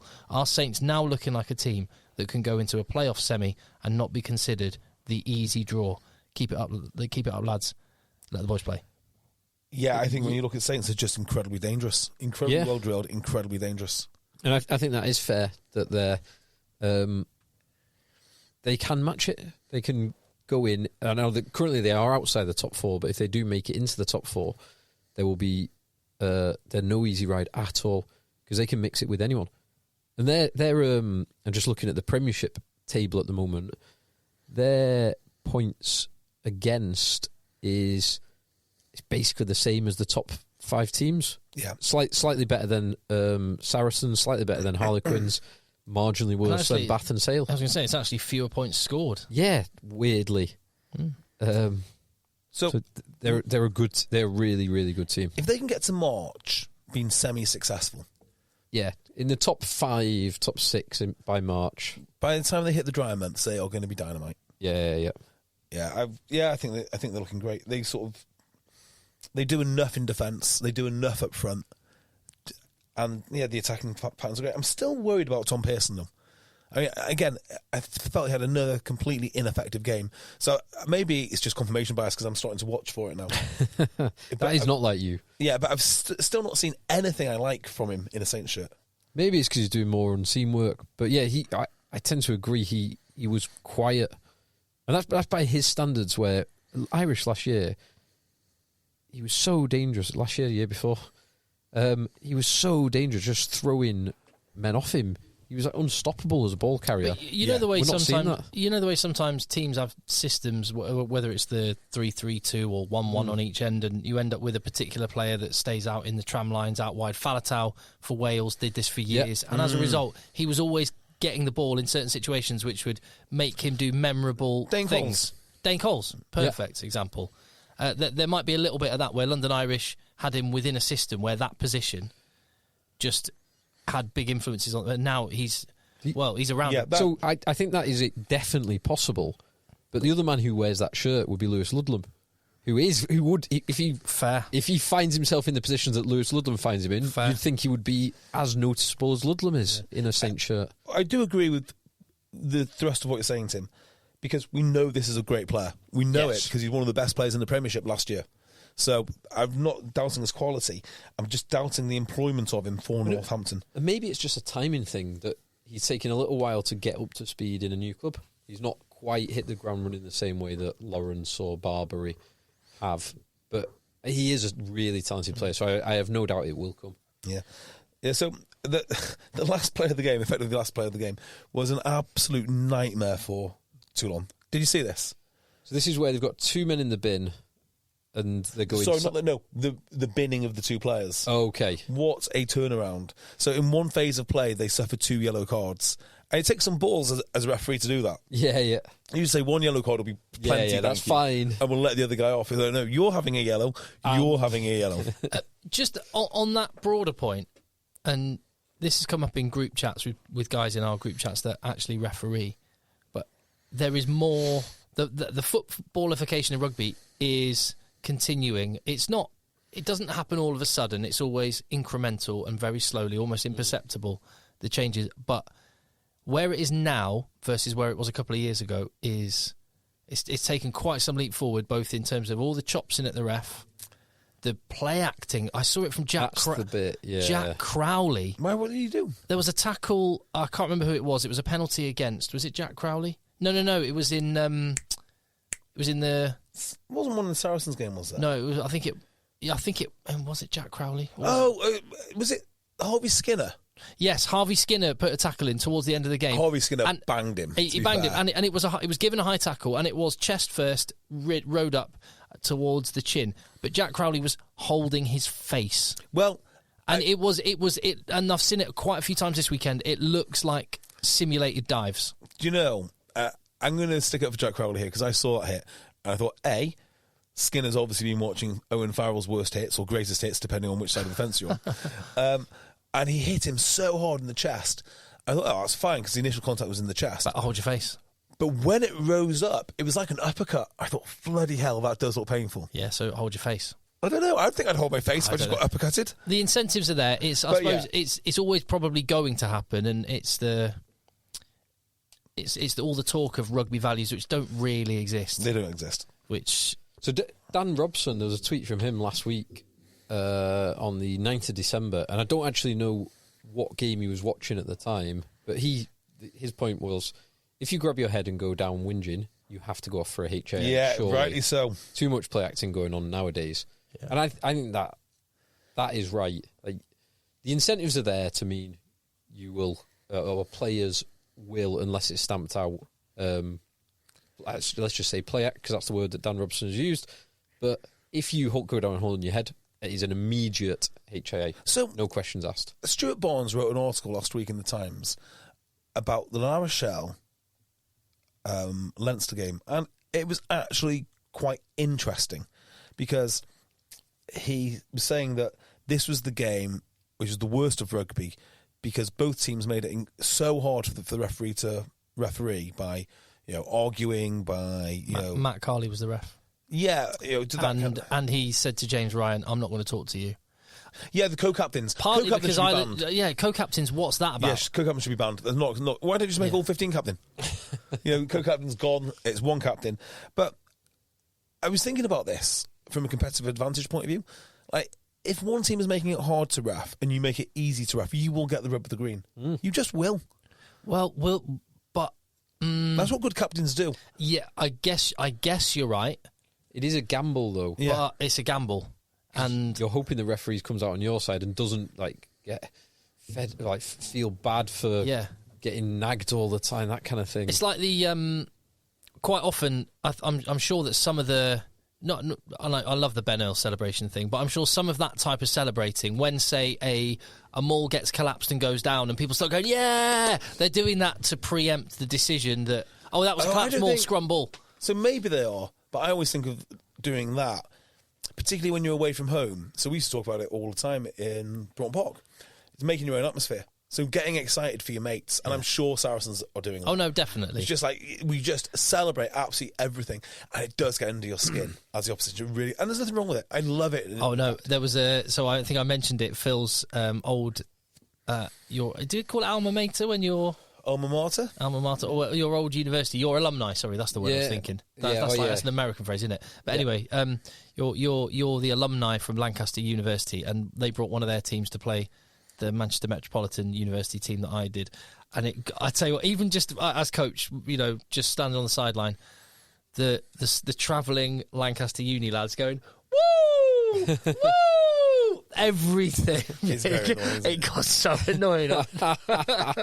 It did the job. It does do the job. And also, the arguing with the ref, I mean, sometimes it works. And, like, you watch Dan Biggar play. Everyone knows Dan Biggar is just outstanding. Where he talk, like, he was on TNT Sport talking to one of the presenters, and he's just, he's a great rugby mind, a great ambassador for rugby. But you probably wouldn't want to copy his behaviour as a kid on the field when he's talking to the ref, because he's always talking. So you can be like that. But alternatively, Wales have also had someone like Alan Wynne-Jones, who has been who captains just with his sheer gravitas. And Sam Warburton. Sam Warburton. Yeah, Warburton's a great example. Jack Morgan now. Yeah, there's so many ways to do this. Now, the question is, what's the most effective way? I don't think it's that effective. I think referees can get on your side. I don't think it makes a huge difference either way. Well, I think because of the incentive structure, I think if it was something that was very much disadvantageous, it would have stopped.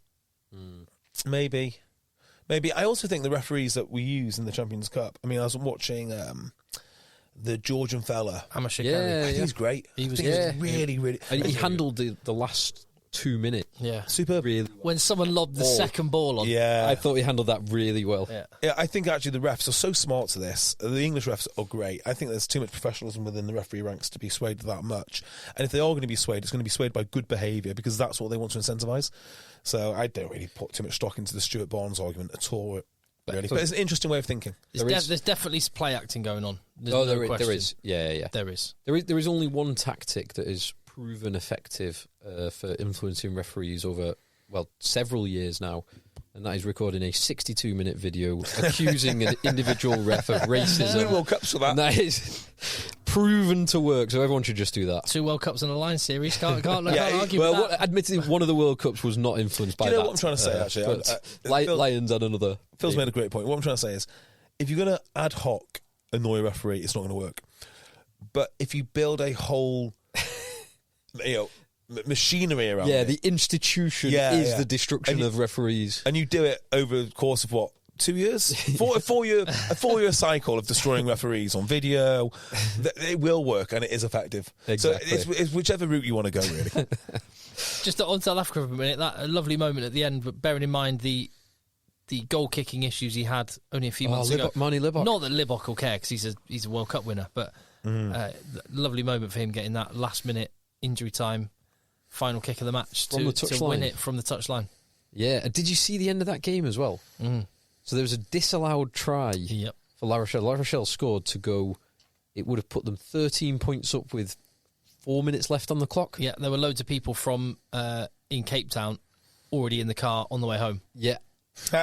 So, and the try, I think the kick had already been La Rochelle, because La Rochelle on the clock were on 27 points. Yeah, correct. And then it got pulled back for a yellow card, probably correctly yellow card. No arms tackle, which led to a head-on-head. And then Stormers score with the last kick of the game to make it 19-20. Libbok from the touchline and nails it. I tell you what, it is very fortunate that Sale Sharks got that win against Stade Francais, because the remaining games are Stormers and La Rochelle. Ooh, that is a hell of an ask. Where do they play Stormers away? If you've got Stormers at home, you're all right. Well, you should. Yeah, Stormers away. So La Rochelle at home, and when's that La Rochelle game? That'd be good to go and watch. They could get 0 points out of those two games. Sunday 21st January. Nice. Yeah, that's the weekend before we go to Paris. It is. You coming, Jay? Can you work it? So I think I can. I think I can. So yes. Did anyone see Tigers? Yes. Yeah. This was a mighty impressive display, actually, wasn't it? It really was. Because again, the team that they put out, so it's not full second string in the same way that Sale was a full second string, but they rested all of their World Cup players pretty much, and then they lost another England player, Ollie Hassel-Collins, shortly before the game, which meant their third choice fly half became their third choice fullback in Charlie Atkinson. Yeah, he ended up with the yellow card, and it also concerns me because I was hoping he might kick on to be like the true number 2, and maybe the successor to Pollard. Doesn't look like he is. I think he's maybe. No, and it's funny because a couple of years ago, if you'd have asked me who's got more talent, or do I think he's going to be more of a success, Finn Smith or Charlie Atkinson, I probably would have said. Didn't listen to Dimes then, did you? Dimes knows. Dimes knew. If only Dimes was managing a French club, it would be such an easy decision. So yeah, Atkinson, I mean, he did all right. Yellow card was right. Does that mean Leicester didn't beat your beloved Stade Francais? You haven't committed to I've Stade definitely Francais. not committed. I can't really... Yeah, not yet. I just can't... I can't get on board with the Gustard influence, and I can't get on board with the Lancaster influence for the two Paris teams. It's difficult for me. Very difficult. And Kremer's now not there. Kremer's not there. Meanwhile, I absolutely love Ronan O'Gara. I love his attitude, but it's the transport links to La Rochelle just aren't working for me. If La Rochelle... Direct flights in the spring and summer. But do you want us to really go for a weekend in La Rochelle? I mean, maybe once, yeah, but like... Go to a nice little cognac tasting. Yeah, once. Were they called vineyards when they make cognac, or distillery? Got no idea. Distillery. No idea. Yeah. Yeah, so Leicester... Archie Vans looks like he could be a player. He looks all right. Yeah. 3 tries. 3 tries. Fairly handy. Yeah, so this looked a little bit more like a first-string Stade Francais team. I don't really know what the first string Stade Francais team is. I know Marchant is in it, and I know Macalou is in it. That's about all. I did like the boy at 15. Barret, yeah. Leo Barret, when he scored an absolute worldie. Yeah. Yeah. But he looked handy as well, like great rangy runner and rapid as well. But he was standing in at 10 and distributing quite a lot as well. He looked... I've never knowingly watched him before, but he looked very handy. Yeah, being exposed to these French teams over the last couple of weeks, it is amazing how many good second-rate South Africans exist in the world who would walk into almost every other international team and most Premiership teams, and you don't know they even exist. Is Jeremy Ward South African? Don't know. I suspect he is with that name, and he's obviously a very good player. There's so many props up and down the league, so I was looking at all the team sheets which were due to play the Premiership teams, and South African after South African after South African. Like, the depth that country produces, it's just incredible. Yeah. George Morrison was class, I thought, today. I thought Jamie Shilcock put in a great effort, but actually the real praise, in my mind, has to go to the replacements. Harry Wells, when he came on, was simply superb. Yeah, his final turnover at the end.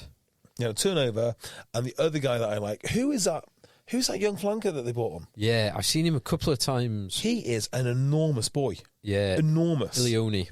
That's the one. So he was standing next to Macalou. And Macalou, I think, is a big lad. He is a big lad. Unbelievable. I mean, we know he's fast. He's fast anyway. He's such a good player. Yeah, he's such a dangerous player. Did he go on? I think he got on the outside of Anthony Watson and Dan Kelly. Yeah, down the left wing. And just went. Yeah, like, oh, my word, this is... So if it wasn't for the cover defence, he'd be in there.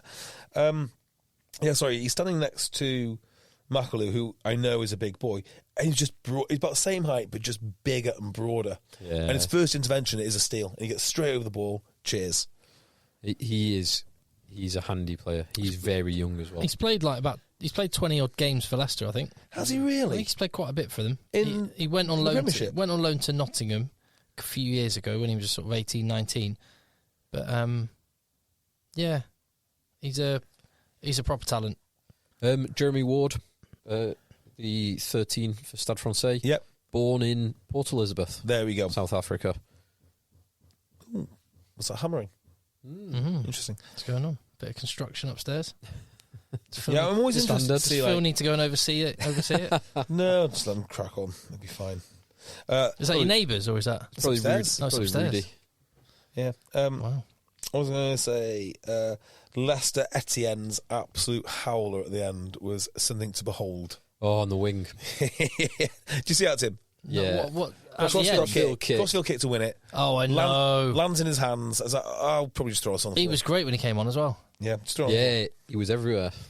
So, all right, what games haven't we touched on? Brief interlude. Like, okay. I'm sort of so smug at the minute that you two have got small children as we approach Christmas, which is wonderful and magical and all of that. Oh, it's great. But the amount of shit that's going to be in your houses this time next week. Oh, I've just told everyone, if you want to buy something, just buy a book. Like, nothing else. We don't need any more cheap. Oh no, I'm just saying, toys. please buy me the cheapest plastic stuff you can find. Actually, I tell like book or Lego for Thomas, which always good. Oh, nice, yeah, can't go wrong. Yeah, cash, Bitcoin. Some of those good Chinese app websites are great for knockoff Lego. You wouldn't know the difference. Oh, really? Yeah. That does make sense, actually, doesn't it? There's a few. I think there's a knockoff X-wing on my son's bookshelf. A knockoff What's it called? I'm amazed, What's the actually. big thing in Star Wars? The Death Star. Oh, yeah. Oh, can you take the Lego for Thomas today? Yes. Perfect. Yeah. Yes. I'll tell you what, I'll take one of them this week and then one of them next week. And if you, do JB I'm talking to here, because I'm Phil, I know the answer will be yes. Do Annabelle and Lucy go and do Santa? Absolutely. They do go and... Yep. Well, they'll be going, well, I don't know whether they'll do it this year. Last year we went to Lapland in Windsor. Or is it Windsor? No. Is that where Lapland is? Okay, cool. Yeah. Lapland in a forest somewhere. So they did it at, what's it called? The National Trust place near... I think... Quarrybank Mill. Oh, okay, cool. So did that last weekend. We were actually discussing doing Lapland. I was like, both of us, because a load of Claire's friends have paid the X £1,000 to go and sit 3 hours on a train, then 3 hours on a coach, then 3 hours on a transfer, and both of us agreed there is absolutely no way on earth. Lapland. Yeah, there is no way on earth we're ever doing Lapland. I tell you the thing which really... So, I went to my daughter's nativity. What a waste of time. What a waste of time. You actually had a secular Christmas performance? Yeah. Well, no, sorry, non-secular. They go to a non-secular. A CV school. Right, there you go. Right. Proper ethics and all. What a waste of time. Like, I sat there and I just realised this is not for me. It's not even for my daughter. It's for every middle-aged woman who just loves this stuff. I got a bit choked up when I used to do the old Christmas performances. I could not. I enjoyed. We had Thomas's first one. So I've got a real issue with this. Like, it's very nice to have the occasional play. So I've had 2 plays, and I don't know if I spoke on the podcast before about this. Their achievement ceremony, which is at the start of the year. I think you did mention it. And they briefly. they just sung a rendition of "We Are Simply the Best," and they're simply not the best. Right? There's no way that these kids. I mean, they're very nice kids. I love them dearly, but they're simply not the best, and they shouldn't be singing that they are simply the best. I'd much rather go to school if they're going to show me something. I'm talking to Phil about this before. Why can't we have something competitive, like competitive spelling bee, competitive maths, some sort of quiz, something where they can actually show me what they have achieved. Don't tell me you're great. Show me you're great, and just this constant. It's just things to satisfy mothers. That's all it is. To satisfy smug mothers, or their smug children. I liked the Christmas performances. I went and saw, although I go to the non-CAV, I can't remember, it's secular, that means non-religious. Yeah, I think I went to the secular school up the road where all the riff-raff go. All my kids went there, because it's round the corner from my house. And Louis, in his Year 6 Christmas performance, was Eric Morecambe. Why? It was Eric Morecambe's character in some Morecambe and Wise thing where he was God. and Good God. And my daughter was spaceman number 3. No wonder you choked up. I'd cry if I was if that was inflicted on me. It was good. I enjoyed it as well. Spaceman number 3. I tell you what, in the school play, Peter Pan was played by a girl. Why? That's what they do in pantomimes. Is that right? Yeah. Oh, maybe that's why they did it then. Yeah. Oh, I didn't know that. Quite often, the main character in pantomimes, the main character is played by a woman as a male. And that's maybe why they did it. And Peter Pan's one of them. It's like they have the Widow Twankey cross-dressing one. I don't know. That makes more sense. Plays have their place. Yeah. Plays have their place, and they were very, very good. But I want to see them doing something competitive.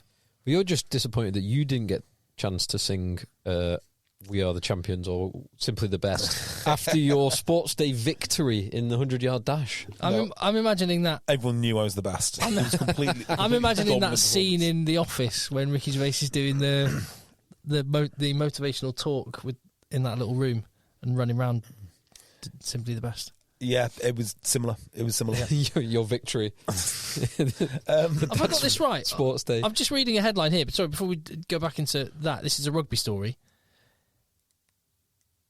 Have you seen who's the new Fiji head coach? No. See this. I reckon I could, if I didn't tell you, you could be guessing till next week. I'm sure I saw Steve this, but I can't remember. It was Vern Cotter, wasn't it? So... Because what was Simon Raoulou? Who's now gone to But it was Vern Cotter before that, wasn't it? Yes. Yeah, but Simon Raoulou has gone to the World Rugby kind of elite coaching team or whatever it is. They've gone for a former dual code international. Chris Ashton. Matt Rogerson. Israel Folau. Oh, is he? Barry John Mather. Or Mather. Wow. Yeah. I didn't even know he coached. I didn't. I once met Barry John Mather. You got one England captain. Yes, you did. Against Wales, lost. I met him because he was working. God, the last time I thought about Barry John Mather, he was working for Cookery. Really? Selling stash. Yeah. Hang on. Where's he coached before? I don't know. Barry John Mather. I feel as a rugby podcaster with 10 years of podcasting, I would have heard of Barry John Mather coaching somewhere. Yeah. Other than just landing in Fiji.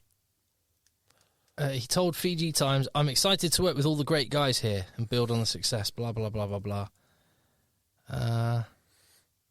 Beating England or Australia should become the expectation from the fans." But formerly the performance director at the New South Wales Institute of Sport. Interesting. Played once for England Rugby under Clive Woodward. Yeah, so I remember him in one cap. I would be very cautious if I was Barry So that's John. it. So he's not been coaching rugby. So he's on his Wikipedia. His Wikipedia has a coaching section, which said he became. So he was appointed coach of Blackpool RFC in North Lanc 1. Solid. Following this, he became head coach of Heaton Moor Rugby. What? Our local rivals? In 2000, so that is like Heaton Moor level 7. or lower, yeah. In 2006, 17 years ago, he was appointed academy coach at Guinness Premiership side London Irish. Okay. That is the end of his coaching section of his Wikipedia page. Amazing. His management section says, on 11th of June 2009, it was announced Mather would become the RFL head of player development. So that would be similar to academy coach at London Irish. As part of his role, he's also the England team manager. So team management plus player development. And then in 2014, between 2014 and 2020, he was general manager of the new NSWRL, New South Wales Rugby League, based in Australia. So he has been doing that side of things. Well, I mean, it is important. There are guys out there who are not particularly great coaches, but are good managers. And that's maybe where he steps in. And maybe with people as incredibly naturally gifted as Fijian rugby players, you just need someone who can organise things. To run a programme. Yeah. So run a programme with specific skills and attack and scrum. And I imagine the man you mentioned earlier, Mark Evans, would have had a big role to play in selecting that person. I imagine so, yeah. So, or might have certainly had some input. Yeah, so, the only thing I'd be cautious of is his statement where he says beating Australia and England should be the expectations of the norm, or whatever it is. Because it's all very well to say that if you've got a track record of constantly beating England and Australia, but if you've never done it before... Well, I think that was his point. It's like they've started to beat Australia and compete with England. He's never done it before. No. You know, as a coach of another nation, maybe don't say that, because he probably wouldn't be a guy that I'd ask, how do you do it? Because he's not done it. But yeah, Harlequins have a head coach or someone who you've never heard of. You would have heard of him, but he doesn't coach day to day. Yeah. What's his name? Who is the team manager? Is he team manager or is he actually director of rugby? He's something funny like that. He's not a day to day coach. Yeah, but he is. I know like exactly the guy you mean. Now he was from Cardiff. Yeah, what is it? I'm sure he had a job title of like GM or something for a little while. Yeah. There's a few other examples of that where you get a coach who's gone, into. I guess Razzie would be that at South Africa, but yeah, running a program is important. Maybe that's what he's doing. But I've not heard of him doing anything coaching wise for a long, ever since Heaton Moor. And the only other Heaton Moor, Billy Millard. Billy Millard. The only other not the only other. There's others, but the one big other story off the rugby pitch in terms of movement, it looks like, and I don't know how this is going to go down. Badly, I would suggest, but Bath have been gazumped by Leinster for the signature of R.G. Snyman. That is a large story. Yeah, for someone who's barely played other than for South Africa, doesn't really make that much sense. And when the IRFU are so kind of crucial for moving the piece around the chessboard, it seems weird. Well, just that first game that he plays in the Leinster jersey If against he ever Munster, plays, if he ever plays, is going to be spicy. So, on him, yeah, it's an interesting one. How does the Irish policy work in relation to second rows? Are you allowed one second row, or is it two shirts? Is it two numbers? Because it's one scrum half, isn't it, out of the four? So that's what I'm trying to... Sorry, I'm making no sense, am I?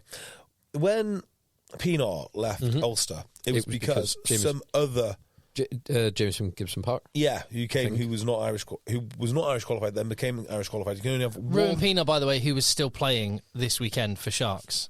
Was he playing for Sharks He's this playing weekend? for Sharks this weekend. Good lad. Fair play. What so, a guy. is it one second row they're allowed in the league, or is it two second rows because there's two second row slots? I don't even know if it is that hard. I don't know and fast. if it's hard and fast, but it might just be the IRQ. No, it actually is hard and fast. What? That's why Pienaar had to go. Oh yeah. So as in, I know they made Pienaar go, but I don't know if it is written down anywhere. As in, I've never seen it written down anywhere. But you're exactly right. Oh, Mike Leeds. Sorry, there you go. They definitely made Pienaar go. But whether it is a hard and fast rule that says one shirt, two shirts, can there only ever be 15 foreign qualified players? No, probably not. They probably can have more than that in total and across I also the four different teams. Anything to do with Jean Klein no longer being Irish? Potentially. So yeah. they had one Irish second row and one South African second row. Your Irish second row becomes South African again, so just move the other South African across the way. Because he is a big draw. He's one of the few names in rugby who's a real big name. I don't know if that would have made any difference. I can't imagine the IRFU would care that Munster had two. Yeah, I think they would, because you want to be developing players across the nation, I think. Maybe. Maybe it is to do with that. And they've already paid him a lot of money to get healthy, so may as well keep him in Ireland. €500,000 he's going to be getting to go to Leinster, apparently. Very nice. Which, that is going to go down badly in the Southwest. It is. Can I just quickly address something which I spoke about last week, which was the concussion lawsuit? Well, should we wrap up the rugby? Yeah, go for it. Yeah, what games? We've not touched on Saracens. I was going to say, really. Jack, we've got an email here, contact eggchasers@gmail.com, which just kind of anything we might have missed, this might spark a thought. Summary of the weekend from Jack. Cheers, Jack. Northampton can win with their kids. Sale can't, but they got mighty close at the RDS. Sarries won but looked porous. Yeah, we haven't mentioned that one. Sarries did look good, porous. Mentioned Ollie Hartley. Fine. We kind of... Yeah, good Saracens, good going forward. Good win. Yeah. Not so good in defence. Yeah. Gonzalez looks good. He does, yeah. Bath won, but also looked porous. Agree. Bears got mauled. Yes, they did, but Bordeaux look very, very good this year. We didn't really touch on that, other than to say Pinot was fantastic. Oh, I would like to say this. Isn't it awesome to see Benny Tapway tearing it up? Benny Taps. A bit of a Premiership legend in my mind, even though he's not been there for a long, long time. Well, Great really? player. Bath, yeah. But I always liked him at injured Bath. most of the time he was in England. Injured at Harlequins. It's a bit like Francis Sailey. No, injured at Harlequins, dynamite at Bath. He was very good at Bath. Because he went from... He was decent in a bad Bath team. Oh, it was a that very could be bad anyone. It could be Miles Reed. It could be Bayliss. It could be Leroy Houston. Yeah. Leroy. He went the other way to Jamie Roberts, didn't he? So Jamie Roberts was in Harlequins, and Bath were like, oh my god, big shiny Jamie Roberts, we'll have him. And they sent Benny Taps to Harlequin. Yeah, to Harlequins. I don't know if he went straight to Bordeaux from there, but I think Benny Taps is a good test. So if you're watching that game, oh look, it's Benny Tapway, Premiership. Ex-Premiership player, it means that you know your Premiership rugby. It's a good test. Yeah. And then he says... But he played for the Sharks for a bit, didn't he? He went somewhere strange. But he It was looked nice really to see, good. just on old Premiership legends popping up again. It was great to see Talusa Vianu. Yes, in a Cell shirt. So Jack goes on to say, Quins fought but were eventually condemned to lose. Yes. Paul Gustard's Stad fell agonisingly short against Leicester. Rob Baxter is Sir Alex Ferguson and The Undertaker because Chiefs keep coming back from the dead. And he says, commiserations to Tim's beloved Bayonne. Yes, I didn't want to mention that one. And congratulations to Phil's beloved Ulster. Big win. Who are pride. Did you see the Glasgow try the number 8 scored? Where he gassed the winger? Matter. No, it wasn't Matter. Oh, no, he's Edinburgh. He's Edinburgh. No, Miller. Oh, yeah, Wheels. Who they said he's an X7s player. Yeah. And he gassed, I don't know who it was, I don't know who your winger was, but he was left for dead by number 8. It was awesome. Yeah, Bayonne, it's all about next year. We're building a handy team. We would have had, who's the player Bayonne would have had last year, except if they hadn't, or the year before last, if they hadn't got relegated? Someone very, very good. I can't remember. It got cancelled. But now we're getting Mateo Carreras, so that's all good. Yeah, that'll be handy. He won't be getting gassed by anyone. No, not a chance. Who was the player? That rings a bell. Yeah, he was. I think it was an English. There's a big player going to be going to Bayonne, but I can't. Anyway, it got cancelled. Doesn't matter. The only other game I don't think we've mentioned at all, which I've not really seen anything of, Lyon very, very narrowly beat the Bulls at home. Yeah, I didn't. 29-28. Nothing's it. So I think that's rugby ticked off. What about local rugby? I've not seen any scores. I don't want to because I think. What about your beloved Aylesbury? Aylesbury drew. Aylesbury drew 17-all against Old Haberdashers, whose club president apparently knows you, Tim, and has been drinking with you. That could be anyone. That could be anyone, actually. No, he might have mentioned I went drinking with some of the boys that play for the team. Ah, maybe that was it. It was the boys from Old Haberdashers who put me up in Nice. Ah, I see. Let me park their van at their bond lair of a place and invited me to their pool parties with... Oh, that is cool. With Swedish waitresses who they invited up from the bars. Yes. More. It was pretty cool.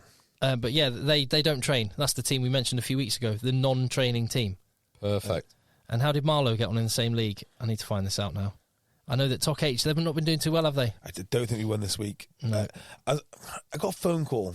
Can you play? We really are desperate for players this week, and I couldn't do it. And you let the team down? I just couldn't do it. I said I'm unavailable for 4 weeks. You wouldn't do it, not couldn't. I couldn't do it. I couldn't do it. And believe you me, I'm not a man that says no often to rugby, and I just couldn't do it. But then I realised it was one of the other lads' weddings.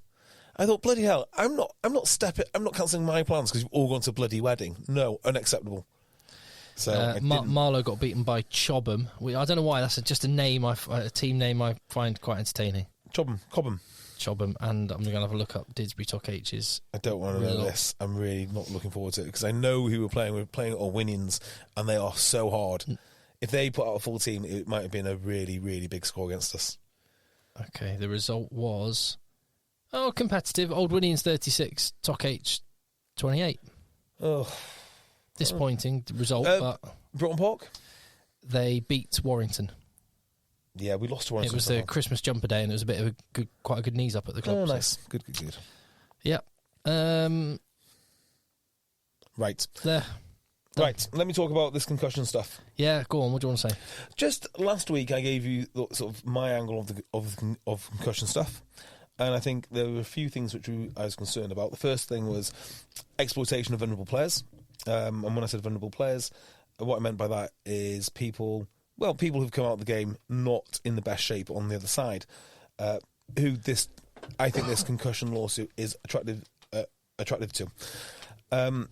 I subsequently spoke to an actual player who is going through the process with Ryland's solicitors, and he gave me a completely different spin on it, and he gave me some good information as to understanding why these players wanted to sue World Rugby and the authorities in general. And it was refreshing because, being candid, when I'm looking for information, I tend to look for information which backs up what I want to think anyway.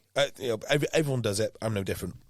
So, as a consequence, I'd never actually spoke to anyone who's had a good word to say about this concussion lawsuit. I mean, have either of you two? Say again? You've not. I've never really spoke to anyone who's in favour of it. Does that make sense? Like, oh yeah, all the. Like you describe. I'm not going to describe them in the way you describe them, but all those Twitter accounts. Yeah, but they're not. I mean, they'll say things like, "Oh, the game needs to change because we've been sued." But to be fair, not many people say it's right to do this.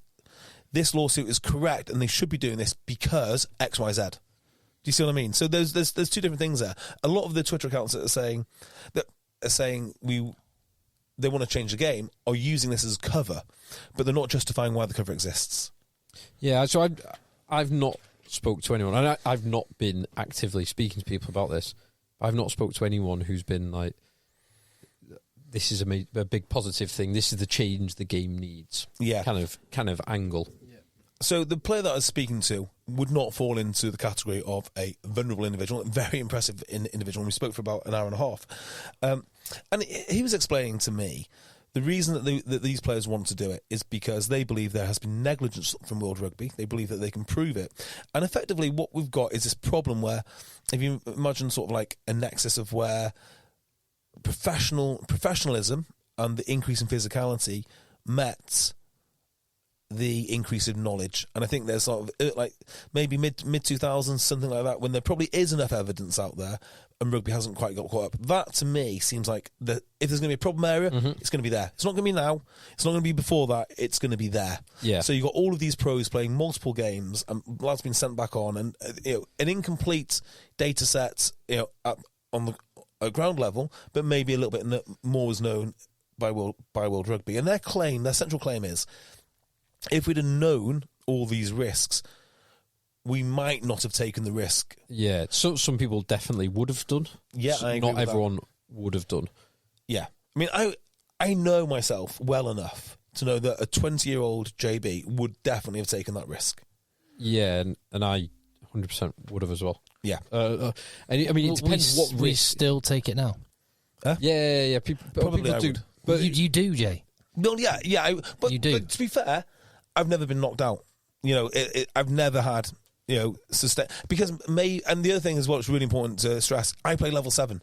The reason I play level 7 is I'm not brave enough or good enough to play level 2. Or... Well, yeah. Okay. yeah. And the guys playing like level...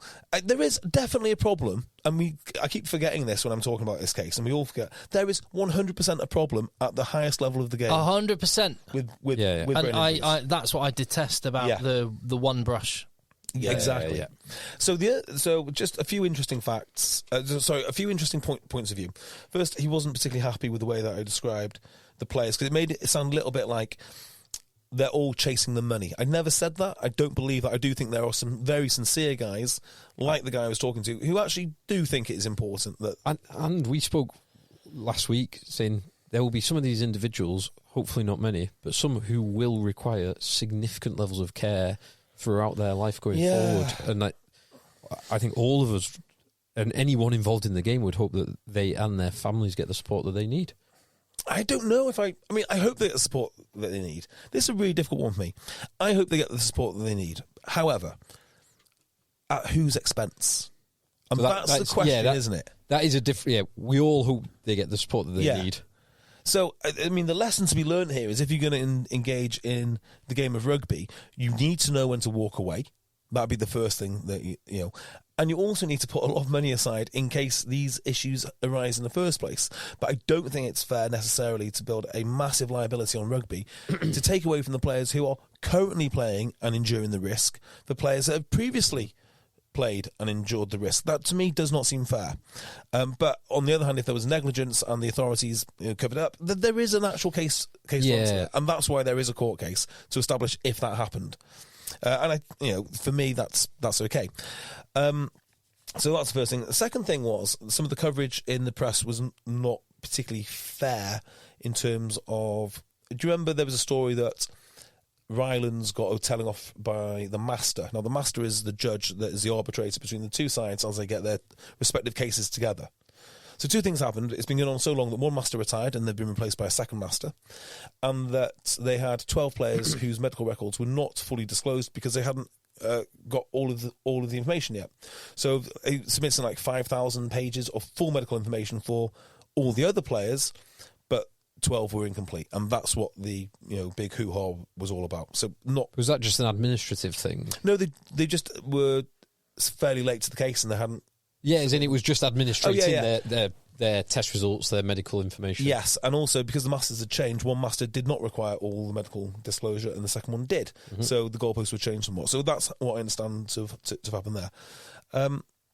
However, I still maintain that there will be players who are looking at this for money, but not all the players, and that's important. And that will happen in every... Definitely. You didn't say last week that all the players were looking at it for money. No, but I can see how it would come across like that. So I do want to... It is important that you do mention... What I want to know, did the person you spoke to say one of the big thrusts of the conversation last week was, I wonder how many players were assessed and were excluded.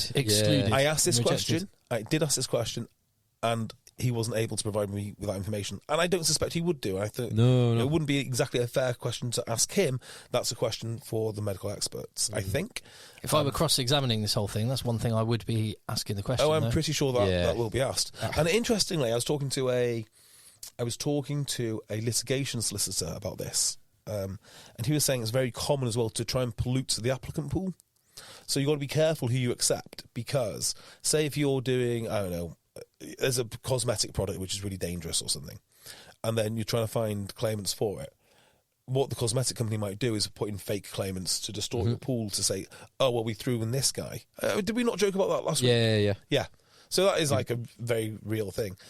So I'm sure all of these things will be thought of by the litigation experts on World Rugby's side. And the last thing was, and this is by far the most interesting in my mind, because it confirms what I think, and I love confirmation bias.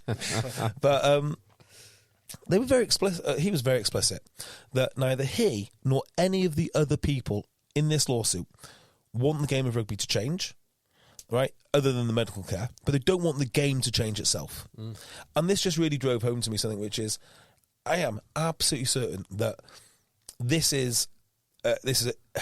is a serious issue. But it's been used by the authorities to change the game to what they want it to be. No, I think they're reacting to this case rather than using this case. I think they're trying to. So if they face a liability, if there is a liability that they end up facing or shaking hands and agreeing on, which I really hope they dig their heels in and set the bar threshold very, very high before they part with any money. But I think they're actually trying to prevent further ones down the line. Like draw a line in the sand, basically saying through the laws, nothing beyond this date will get paid a penny for. Yeah, because to me, it doesn't work, right? Because what these players are arguing for is disclosure. They wanted the information to make the decisions. They didn't want a change of behaviour or a change of game. They didn't want a different game. What they're going to need to prove is that information existed and was withheld from them. Yeah, because you can't hold someone liable for not knowing. Yeah, but that's a separate issue to what I'm talking about now, which is what do they want going forward? They don't want to destroy the game. No, but they don't want to change the laws. The authorities want to do it. No, in terms of the authorities, I honestly think they're just trying to build what's it called when you cut a load of trees down to stop a fire? Fire break. They're trying to build a fire break. Yeah, I get what you're saying, but I don't think that is the case, because for the longest time people have been trying to persuade us that rugby is all about evasion and skill. And wouldn't it be great if we offloaded more? No, it wouldn't. As I mentioned about school plays, we've got a whole world set up to appeal to middle-aged, middle-class women. And rugby authorities are basically doing the same thing, right? How many times do you hear, well, if we don't appeal to mothers, the game will die? I'm like, no, if you start appealing to mothers, the game will die. Do you know, I've got a perfect thing to go on from this. If you've summarised the points you were saying. I think so. Yeah, I just wanted to make the point that if you've got something to tell me about this concussion case, no matter which side you're on, feel free to tell me. And if I think it's important or it's a point of view you need to hear, I will definitely talk about it. Richard Vase has contacted us. Contact EggChasers@gmail.com. He says he's sent a link to an article from this fella called Neil. I'll get the surname in a second when I open up the link. But he was involved at Sedbergh Rugby and is a really good thinker about schools rugby. And this does kind of build on and expand upon or take in a slightly different direction. I've got a feeling that I know about this. So it's an article that was published a few days ago. Neil Rollings. And, I know that name. And he says, for the great majority of schools who play rugby, this season is in its final days. This is an article in a big education website. Few maintain a 2-term programme through the teeth of the winter. The weather may not be better after Christmas, but blah, blah, blah, blah, blah. Anyway, it's not an easy time for school rugby or the coaches running it. Safety concerns, bad news stories are abound. In previous eras, the challenge was to get 15 boys to score more points than the other school down the road. Now, this is the easy part compared to the demands of endless compliance, head injury concerns and nervous parents. Yep. Singing on the bus returning from the match has been replaced by checking the seatbelts and confirming the return time. But it's not all bad news. Despite predictions to the contrary, many boys continue to love the game. The regular routine of training and playing provides a high point for the autumn term for them. Weekend contests, eagerly anticipated, and the camaraderie and teamship still enrich young lives. Playing with my mates retains an internationally rewarding currency. Anyway, he goes on and goes on. And so it's just kind of putting a different perspective out there. And what he says is, here we go. The schools game should not be confused with the professional version. The RFU has robust data measuring risk levels throughout the game.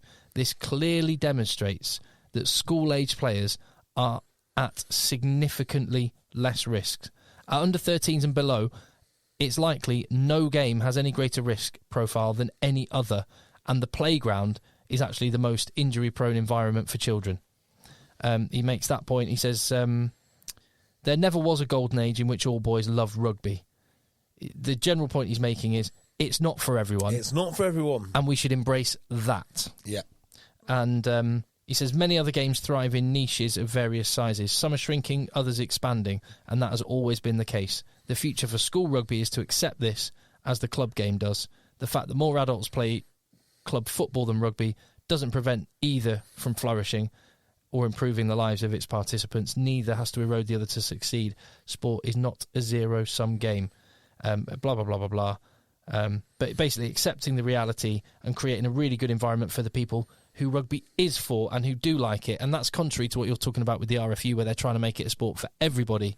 Whereas this guy's saying, firstly, it's not dangerous like people are telling you. Secondly, it's not for everyone. Yeah. And that's okay. It's really important we talk about the facts of rugby, which is the pro game, I do think, is legitimately dangerous, which is why we pay the money and which is why it's not for everyone. Mm-hmm. It's just not for everyone. It's a terrifying prospect. It's like the gladiatorial combat of the past, isn't it? And it's definitely not for everyone, because you have to be a certain size or phenomenally skillful or phenomenally fast to play it. When you get, I never said this before, but just after COVID, when there were no fans in the stadium, and you could great for getting in and out of grounds. Amazing. Like, you could watch the game in silence almost. Well, except for there's no crowd noise. Yeah, you hear what the players are saying. Oh my god, you could hear the contacts, and you thought, this is absolutely brutal. It's terrifying. As a guy that plays a sport, it's not the sport that I play, and you don't appreciate that until there's no one in the crowd, and you can hear every single thing, every single crunch, the bone on bone. Yeah. One of the most disturbing things about all these law changes is it is effectively to keep the amount of games high. The only way to limit concussions and to avoid what's happened, which only needs to be done at the elite level of the game. Yeah, elite level. This is what keep coming back to, and this article points out. Is less rugby. They just can't be playing any more than 10 games. That's the only thing. But they are doing everything in their power to make sure they can get all their revenue and there you go. Growth. I think that's more. That's it. That's what it's more about. But the club game itself, as in the lower level game, does not need changing. It is not a risky pursuit. Well, it is risky. It's more risky than going to the park, for sure. And it isn't for everybody. Yeah. And I want rugby administrators, it isn't for everybody. So don't change the game to make it a version that might be more enticing to a greater number of people, because the people that love rugby and have always played rugby will not want to play that sport. Have you played any T1 yet? What's that? T1. The touch game. I'm waiting for spring, then I'm going to be all over the T1. Yeah, I'm going to really put in a big T1 pre-season. T1 Tuesdays, Rugby X Thursdays. We could have T1 tours instead of our Tier 2 tours. Imagine having to play T1. Just the branding of it makes me sick. But we are going. So potentially we're going to Northampton for the Bayonne game on the 12th of Jan. 12th of Jan. That sounds good. Really that sounds good. That Friday night. I like that. I'd be up for that. And then go and see Big Courts. Yep. And then end of January, Racing 92 versus Toulouse. 100% in for that. Come on, Jay. I'm going to be buying my flights tomorrow. I'll confirm tomorrow. You've got to make that work. Confirm tomorrow. Even if you don't have to confirm tomorrow, the flights are relatively cheap. The flights are cheap, mate. How much are the flights? Decide on the day. No, the flights aren't the problem. The childcare's the problem. Yeah. But you can, as in, I'll book my flights tomorrow.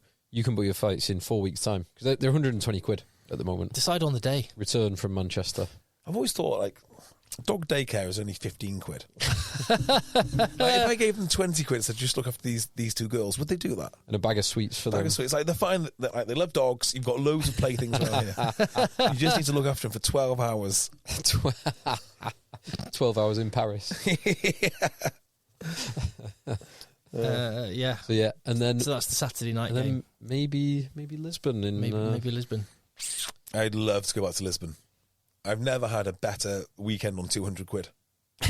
Or however much it was. Well, it's So that was just 200 quid of Iberian ham, wasn't it? Not that was in Madrid. Oh, yes. For me. No. So I lost all of my cards Yeah. right on the first night. I'm sure I was pickpocketed. Sure of it. But I know. Yeah. I was. Yeah, definitely.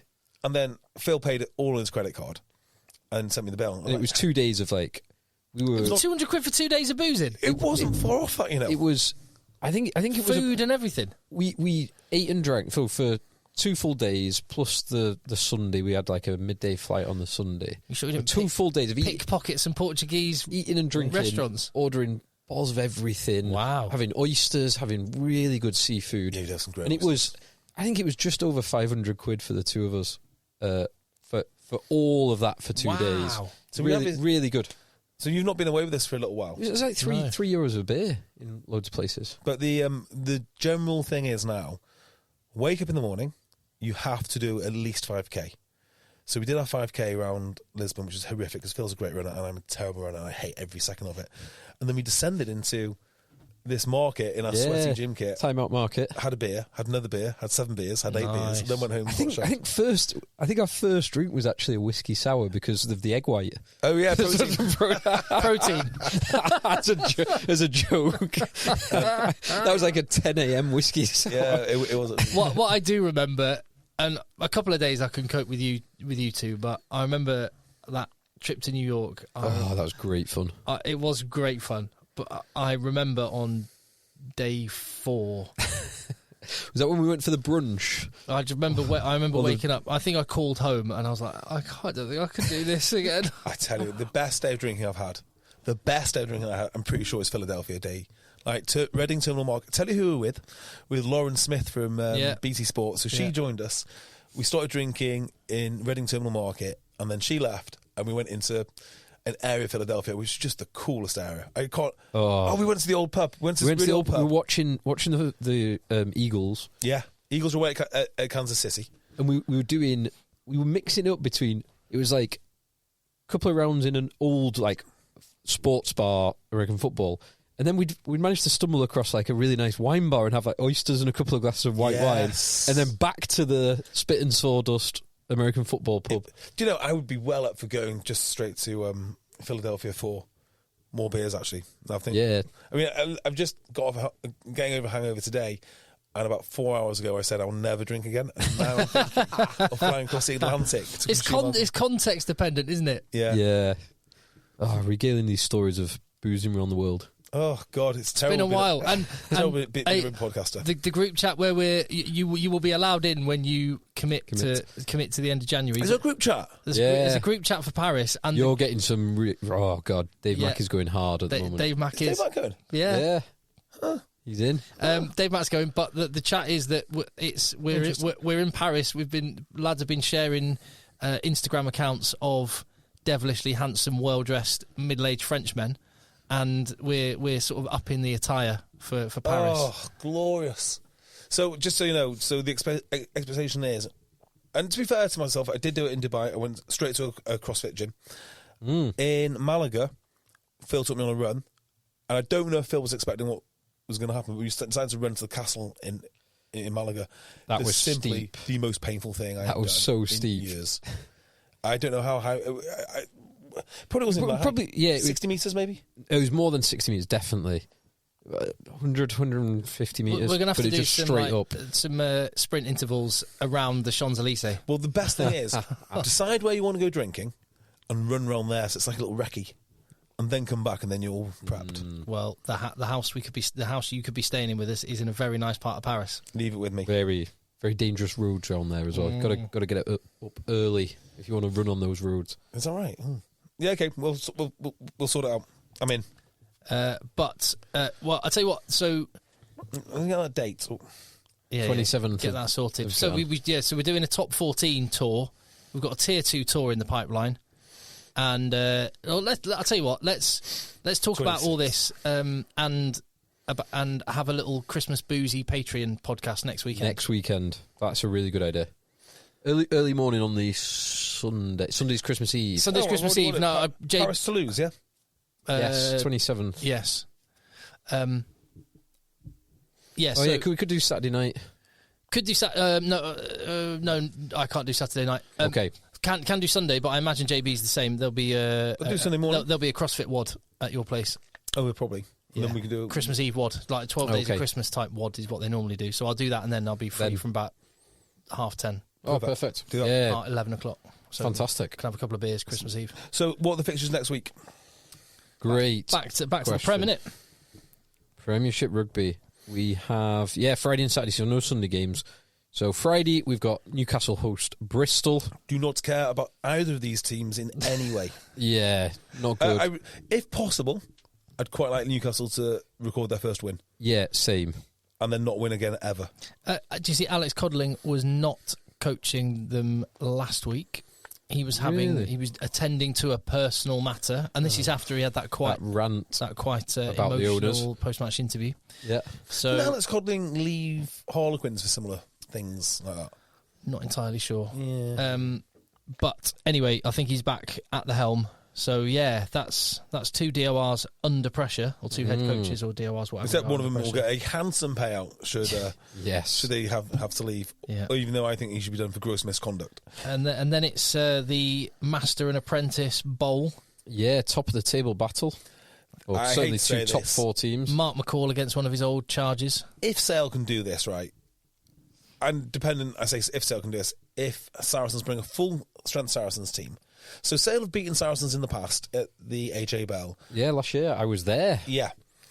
But it's not usually a full strength Saracens team. It was not a full strength Saracens team last year. And the full strength Saracens team has been beaten in the AJ Bell under Steve Diamond in the past. But under Alex Sanderson, it has not. So every time these two teams have met, full strength, the Saracens have always had the better of them. So if they could win this, it'd be massive. And I don't think they will, because I think Saracens just know how to get under Sale's skin a little bit too much. If they come full strength, I suspect Saracens will win, which upsets me. I think Sale at home. I think Sale as well. Tough place to go to. Oh, Christ, there's some cracking games. There's a couple of real good games on Saturday as well. I'm going Bristol and Sale for Friday. And then Saturday. Probably, yeah. And then Saturday, Exeter, Leicester, Gloucester, Saints. These are 3 cracking games. Bath, Quins. Exeter, Leicester, that'll be a great game. Yeah. Gloucester, Saints, The Waldron Bowl, Salvey Bowl. Yeah. That's about it. Anyway. I'm trying to think of someone else. No. Yeah. And they play... So all 3 of these teams match up really nicely. So Exeter Leicester is going to be combative. Yeah. 2 very systemised teams. I'm going to go Leicester, who've rested up their first team. Yeah, fair point. Exeter on a bit of a high, though. Long-standing unbeaten run for Exeter. Was it like 9 games or something? Unbeaten at home as well is a very long period of time. Yeah, Leicester Tigers coming down with all of their stars. All their Exeter World Cup Chiefs stars rested. on a bit of a run now, and people start to believe in them. If Exeter Chiefs can get that ground rocking again, I mean, the problem with the Exeter is I don't really know how good they are. They're definitely not at their ceiling, but they're getting pretty good. So how much better can they get? Right now, I think they would probably lose to Leicester, but there's always a chance that they'll beat them because they're getting better every week. So I think Leicester will win this. I think Leicester. Because of the resting, and it matches up nicely for Leicester. I agree. I'm just searching for Exeter's last defeat at home. And no.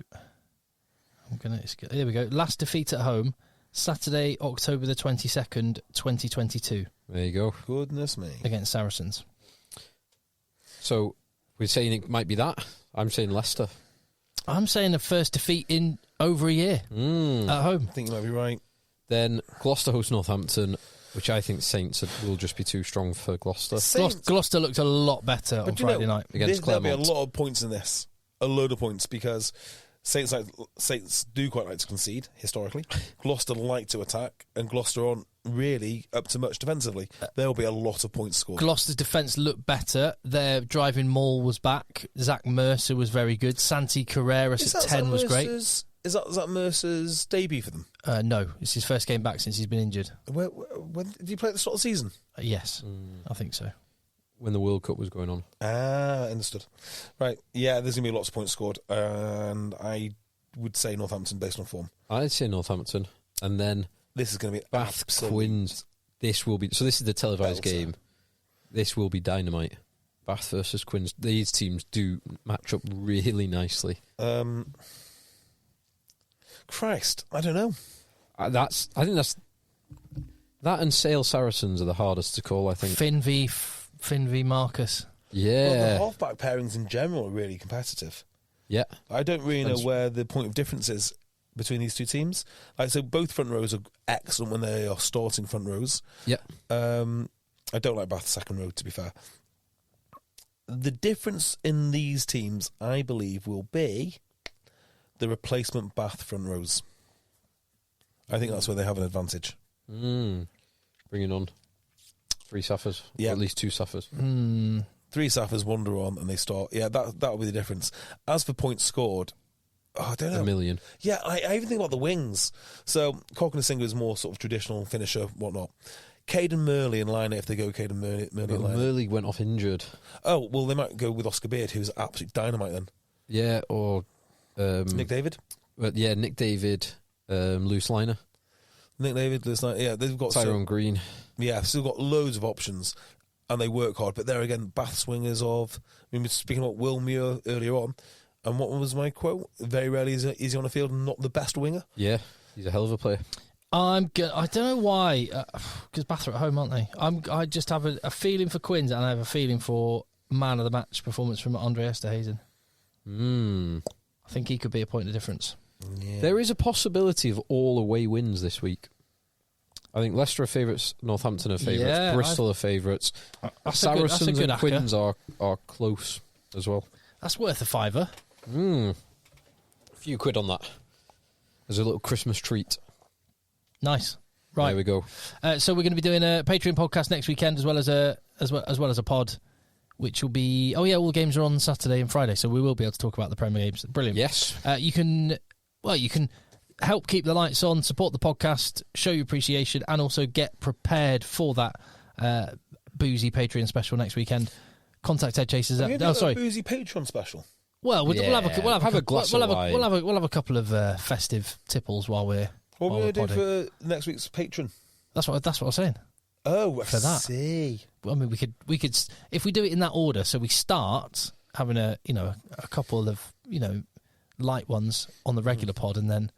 Why don't we have a look continue back with at the most controversial and angry moments of 2023? How many episodes? A 10 episode series for that on Patreon then? The biggest outrages in rugby 2023. Yeah, I like it actually. For Patreon. I quite like that. Well, speaking of which, one of them might be about Stephen Jones's article about Marcus Smith in the Times today. Oh, not read it. He's got a real chip on his shoulder about Marcus Smith and love for Owen Farrell. I have a love for Owen Farrell, but not a hatred of Marcus Smith. But he's kind of it's weird. Zero-sum game in his mind. Yeah, in his mind, it's odd. Anyway, so yeah, we'll do that next week. And Patreon.com/EggChasers is where you can go and find that. And we done? I'm done. Let the boys end. Beautiful. Hi, Icons. It's Danny Pellegrino from the pop culture podcast Everything Iconic, and I love Nordstrom. No place better to shop, particularly during the holiday season, because they have everything. They have holiday decor at Nordstrom. They have cozy cardigans from Barefoot Dreams, my fave. They have cold weather attire, party attire, plus free shipping and free returns, free store pickup. You can also purchase a recycled fabric gift bag so your item arrives festive and wrapped. So check out Nordstrom this holiday season, a one-stop shop. You can explore more at Nordstrom in-store or online at Nordstrom.com. Tired of ads interrupting your favorite show? Good news. Ad-free listening on Amazon Music is included with your Prime membership. Download the Amazon Music app or visit Amazon.com/ad-free sports. That's Amazon.com/ad-free sports to catch up on the latest episodes without the ads. Enjoy thousands of Acast shows ad-free for Prime members. Some shows may have ads. Trying to grab all the groceries in one trip? Oof, not how you would have done that. You know sometimes less is more. Like when you drive less and save with the USAA annual mileage discount. USAA. Get a quote today.